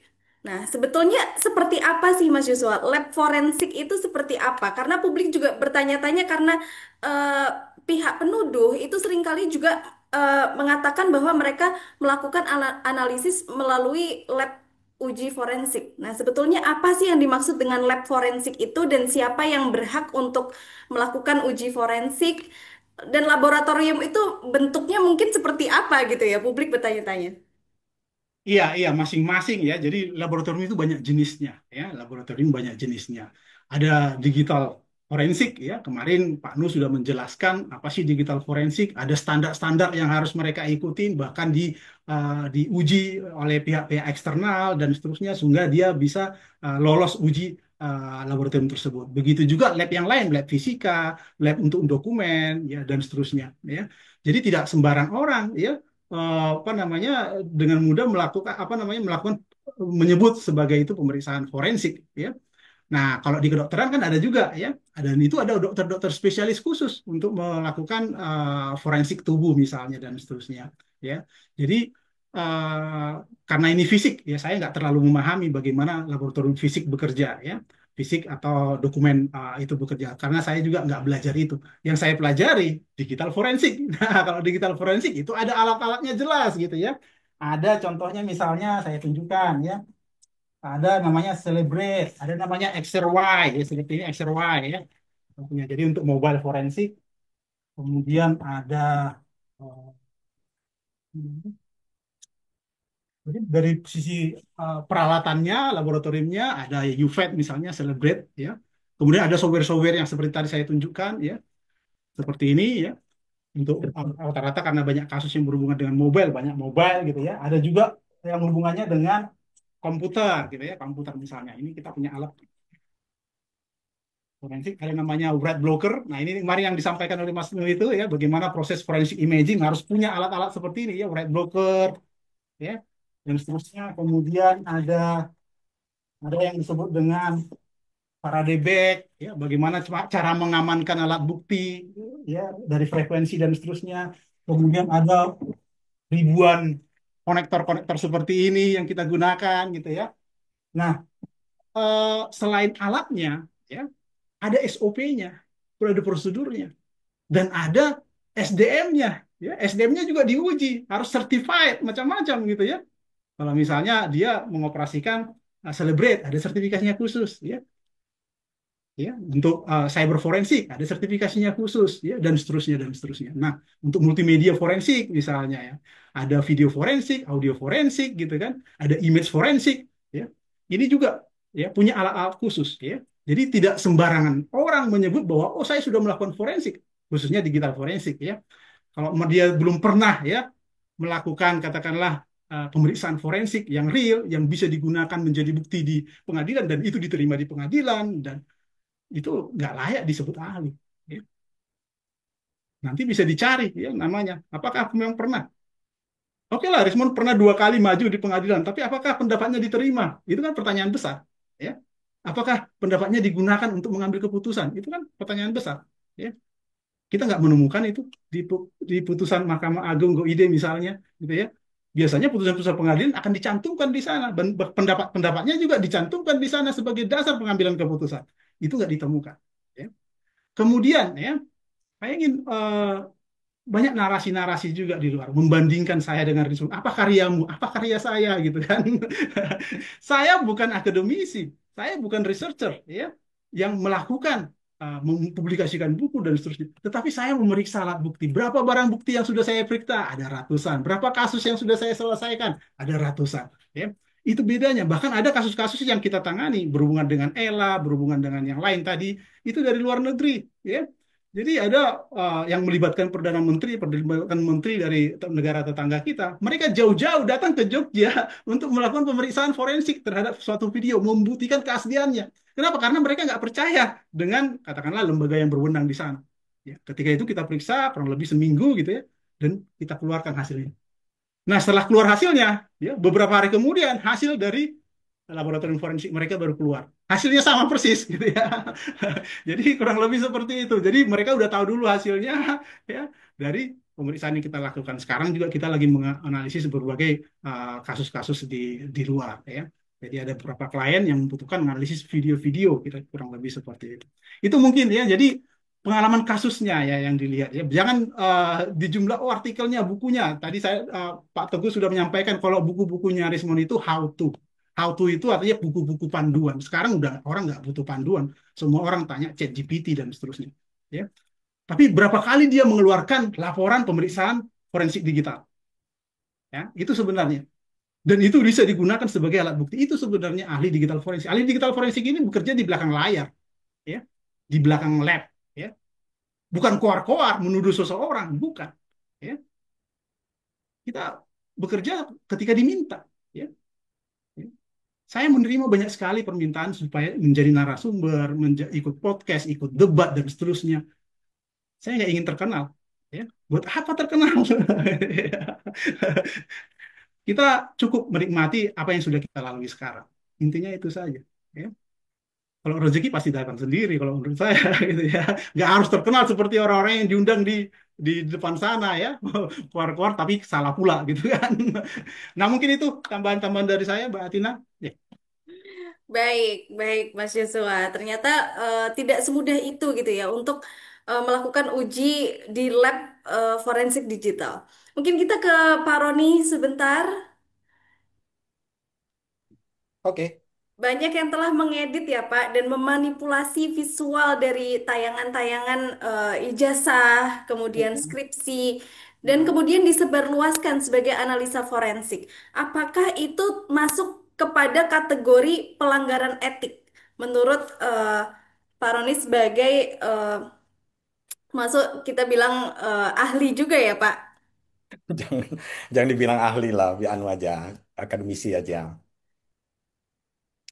Oke, jadi gini, jadi kan kita kan dulu saya ingat tahun 2002 pertama kali internet itu mulai mulai hadir.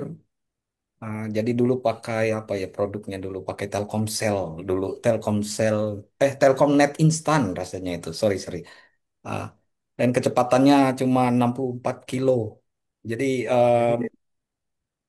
dengan dibanding sekarang dengan kecepatan yang sangat tinggi yang sudah giga itu jadi transfer ilmu pengetahuan gambar maupun video itu sangat cepat.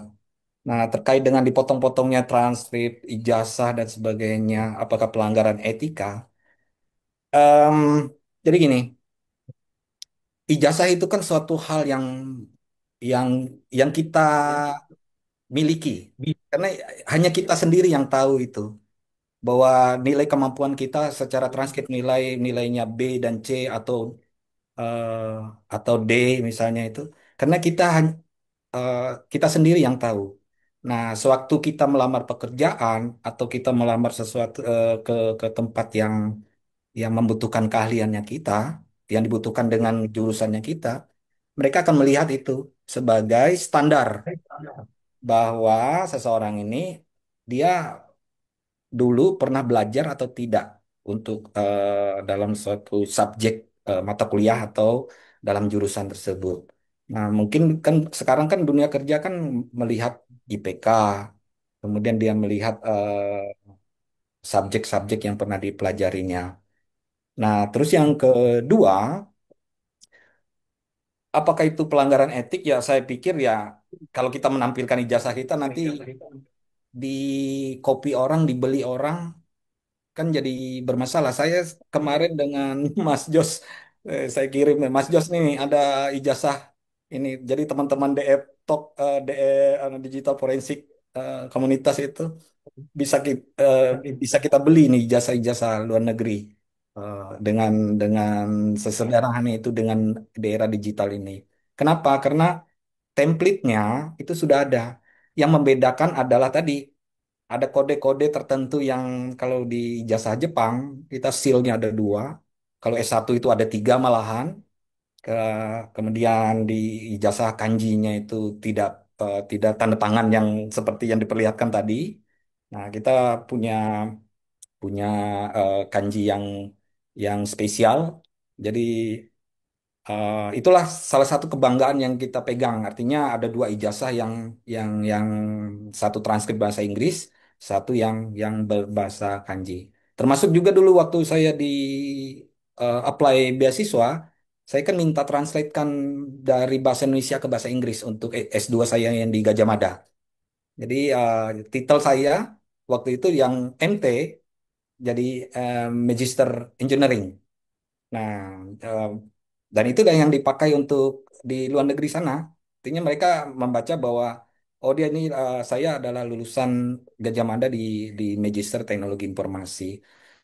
Nah, yang terakhir etikanya ya pasti karena ini kita kita sangat ini ya terlalu suka mengupload segala sesuatu informasi-informasi sehingga informasi-informasi ini bisa disalahgunakan di era digital ini, termasuk KTP, SIM dan sebagainya. Seharusnya yang sifatnya seperti itu kan harusnya tidak terupload ke media sosial. Nah, mungkin itu Mbak Atika menurut hemat saya. Baik, baik, baik, Pak Roni. Mungkin ini pertanyaan bisa untuk Mas Joshua dan juga Pak Roni berdua. Mm-mm, mm-mm. Em, Publik juga masih bertanya-tanya. Dan masih juga meminta untuk kenapa ijazah ini tidak ditunjukkan saja kepada publik, walaupun proses sudah berjalan begitu ya. Mungkin nanti sebetulnya bisa juga next kita mengundang ahli hukum begitu ya, Mas Yuswa. Ya, Tapi terkait dengan mungkin di ranahnya cyber security adalah Undang-Undang Perlindungan Data Pribadi. Nah, menurut Anda bagaimana? Kenapa sampai saat ini memang publik masih terus melayangkan pertanyaan? Mungkin karena memang eh, adanya ijazah ini memang belum belum ditampilkan begitu kepada publik. Baik, silahkan mungkin Mas Yuswa terlebih dahulu. Iya, iya, iya. Jadi uh, ijazah itu kan dokumen pribadi ya. Jadi adalah hak seseorang untuk menunjukkan atau tidak gitu ya. Jadi Rismon kemarin sudah menunjukkan gitu kan, yang lain menunjukkan misalnya meskipun ternyata berbeda gitu ya dengan ijazah yang asli gitu ya. Berani benar gitu ya, nekat gitu ya istilahnya ya. Nah, itu adalah hak ya bagi orang untuk menunjukkan atau tidak gitu ya. Ketika misalnya ada orang lain ya, misalnya Mbak Atina misalnya gitu ya, saya pengen lihat ijazahmu, belum tentu kita mau ya kan, ngapain juga, ya tergantung kebutuhannya kan. Nah, Pak Jokowi selalu menunjukkan ijazahnya ke orang-orang yang berwenang misalnya, ke KPU misalnya gitu ya, ke kepolisian misalnya, ya, ya itu sudah menunjukkan sebenarnya. Bahkan ke wartawan kemarin sudah dikasih tunjuk gitu ya, wartawan itu sudah perwakilan publik sebenarnya gitu ya. Cuman beliau tidak menunjukkan di semua masyarakat gitu ya.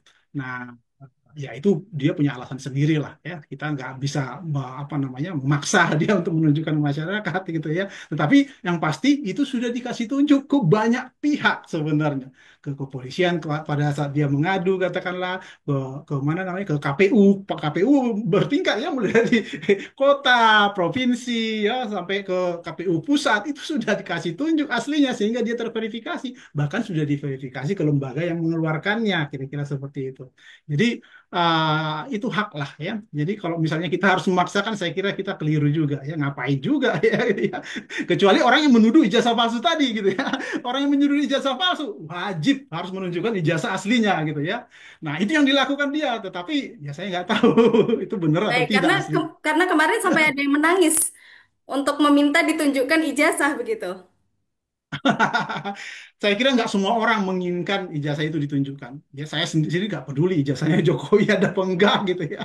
Mau palsu atau tidak nggak ada hubungannya dengan saya. Saya nggak tahu apa hubungannya bagi mereka gitu ya. Nah ini juga saya nggak habis pikir juga gitu ya. Ini hal yang nggak penting sebenarnya kita bicarakan. Cuman ya saya merasa ada yang salah gitu ya. Yang salah artinya banyak orang memposisikan diri menjadi apa istilahnya, ikut-ikutan gitu ya. Banyak orang yang nggak paham cerita yang sebenarnya. Meskipun lembaga yang berwenang sudah menyampaikan A, lembaga yang mengeluarkan sudah menyampaikan A dan seterusnya gitu ya, tetap aja digoreng terus gitu ya. Makanya kita akhirnya muncul ya. Dulu kita ya mengetawain saja gitu ya, bahwa kasus ini kasus apa sih gitu ya, kok ijazah dimasalahin dari zaman dulu sebenarnya ya.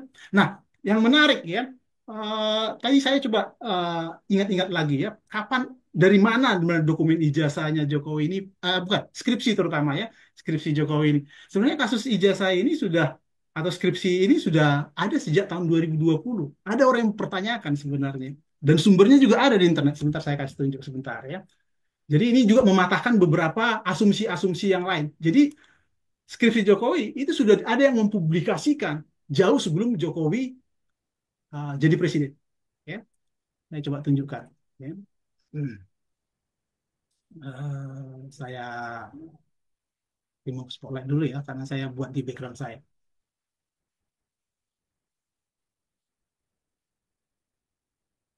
Sebentar.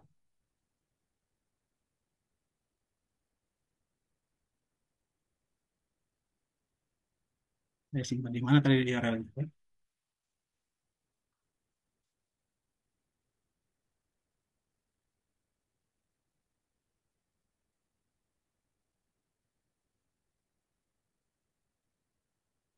Karena di Blogspot ya. Oh ini ya, ada di Blogspot ya. Nah ini ya. Ya. Kan ada yang menghubung-hubungkan, ya, menghubung-hubungkan. Wah ini pasti mantan rektor UGM nih segala macam ini. Nah ini tahun berapa? 2013 ya, 2013. Ada orang yang sudah dan saya juga sebenarnya awalnya ya mengetahui, wah ini percetakan perdana ini.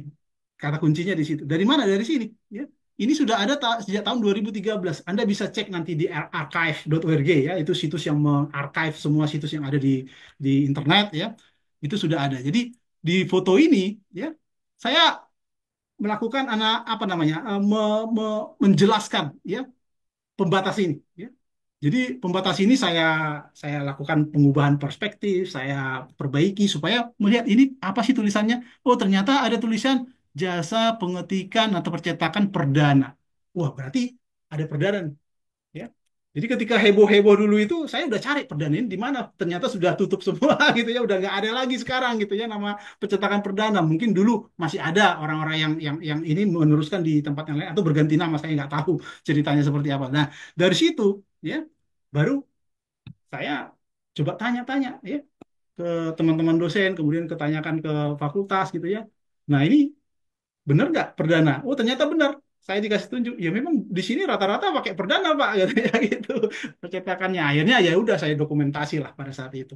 Nah itu ceritanya ya. Jadi ada beberapa informasi-informasi di internet sebenarnya yang bisa Anda gunakan ya dengan teknik-teknik OSINT, dengan teknik-teknik pencarian yang advance itu Anda bisa menemukan ya histori-histori ini. Dan di sini belum ada masalah dengan tuduhan-tuduhan zaman itu gitu ya. Jadi lihat nih, wah, dari 2013 nggak ada hubungannya dengan oh ijazah palsu kah segala macam nggak ada hubungannya. Dan di sini fine-fine aja gitu ya. Jadi nggak mungkin rekayasa maksud saya gitu ya dari informasi yang ada di sini gitu ya. Oke, silahkan. Ya, saya coba post lagi. Baik. Kemarin setelah ramai soal ijazah, kemudian di iNews semalam juga Pak Pak Roy Suryo ini mulai menyoroti juga ijazah SMA Presiden Joko Widodo. Ya, mengenai SMPP kemudian berubah menjadi SMA. Nah, ini gimana? Menurut Mas Yuswa dan Pak Roni barangkali. Iya, iya. Kami Apakah juga Anda bahas melihat itu. ini menjadi suatu pola? Apakah Anda melihat Iya, ini iya. menjadi suatu pola? Bahkan bukan hanya ijazah saja, bahkan KTP KK dipertanyakan. Wah, ini kan udah nggak benar lagi gitu ya. Nggak perlu ditanggapi lah yang seperti itu ya. Jadi kalau bisa fokus lah ya. Jadi kalau kemarin misalnya Risma menyatakan font di ijazah atau misalnya nomor di ijazah itu dulu dipertahankan. Jangan kemana-mana ketika dia udah salah di situ. Harusnya dia mengaku minta maaf dulu. Itu peneliti yang benar. Ya. Ketika dia udah menyadari bahwa ada kesalahan, harusnya dia minta maaf dulu. Kalau misalnya ada temuan baru, silakan lagi, boleh, nggak apa-apa. Kita nggak melarang untuk mengkritik, nggak melarang untuk melakukan analisis seperti itu. Tapi kalau keliru, minta maaf lah, gitu ya. Jangan pula dibiarin seolah-olah dia nggak bersalah, gitu ya. Ini udah kayak preman nggak jelas, gitu kan. Katanya Shantarman, bukan hanya dia Shantarman, saya juga Shantarman ya. Ini parah benar ya omongannya, nggak bisa dipegang istilahnya ya. Bayangkan, saya baik-baik merayu dia supaya bertemu, supaya berdiskusi, saya diblokir. Saya berikan data, saya diblokir. Saya ajak ketemu kemarin ya di grup ada yang oh minta saya face to face di dia tapi di Jakarta. Saya bilang besok kita di Jakarta di Bareskrim sekalian tak bilang saya sekalian melaporkan ijazah palsunya gitu ya. Akhirnya diam juga ya kan. Nah, inilah ciri-ciri orang-orang yang cari pembenaran ya. Sebenarnya udah sebenarnya udah stres mungkin ya orang-orang seperti ini. Kenapa? Karena sudah di ujung tanduk sebenarnya. Ya. Ya. Tinggal menunggu pengumuman aja jadi tersangka. Nah, Baik, itu baik. mungkin. Baik, Ya. terakhir mungkin Mas Yuswa dan Pak Roni. Barangkali apabila Pak Roy Suryo hadir pada malam hari ini, sebetulnya apa yang ingin dipertanyakan dan apa yang ingin disampaikan? Mungkin dari Pak Roni terlebih dahulu. Ya, pertama Pak Roy, ya Anda kan katanya bertiga itu peneliti. Jadi di forum apa yang bisa Anda bicara, kemudian bisa dipertahankan?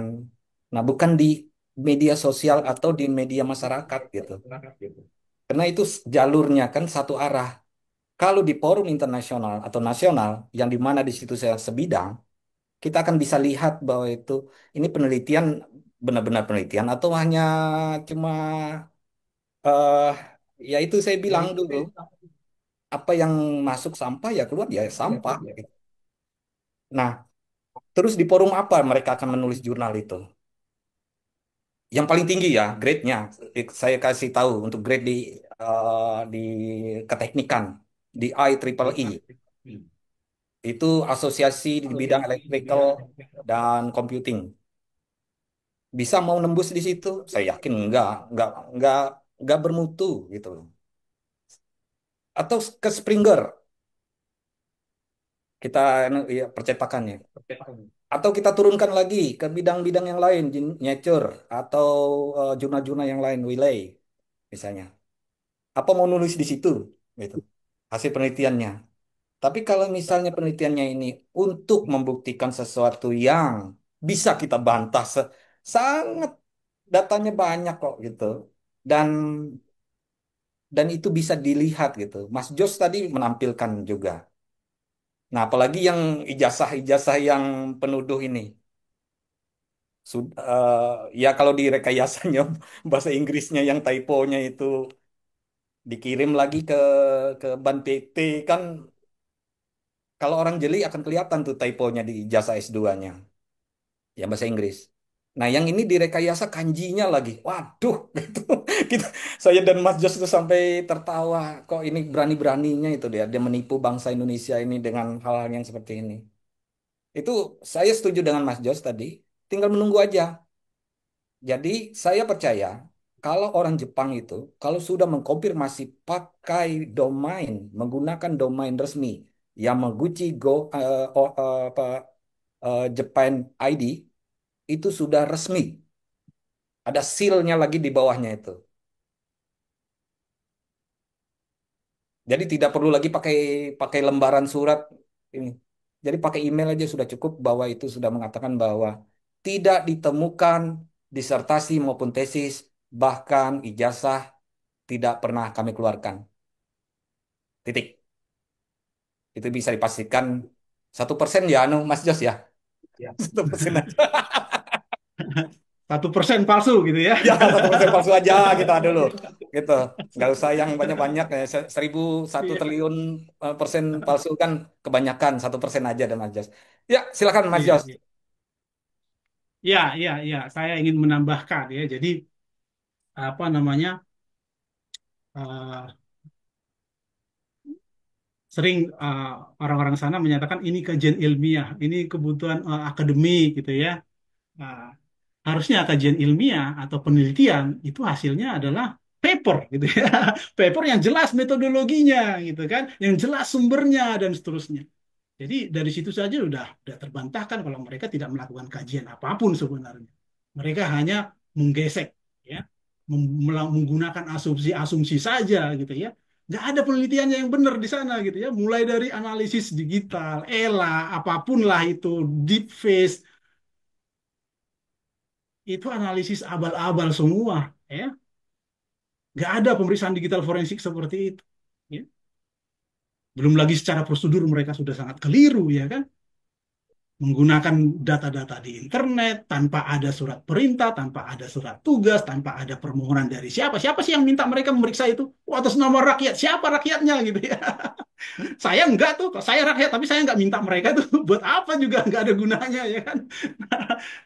Katanya Itu ini ya Jos. cara logisnya. Ya silakan Mas Teguh. Katanya kan peneliti itu bebas. Sebentar.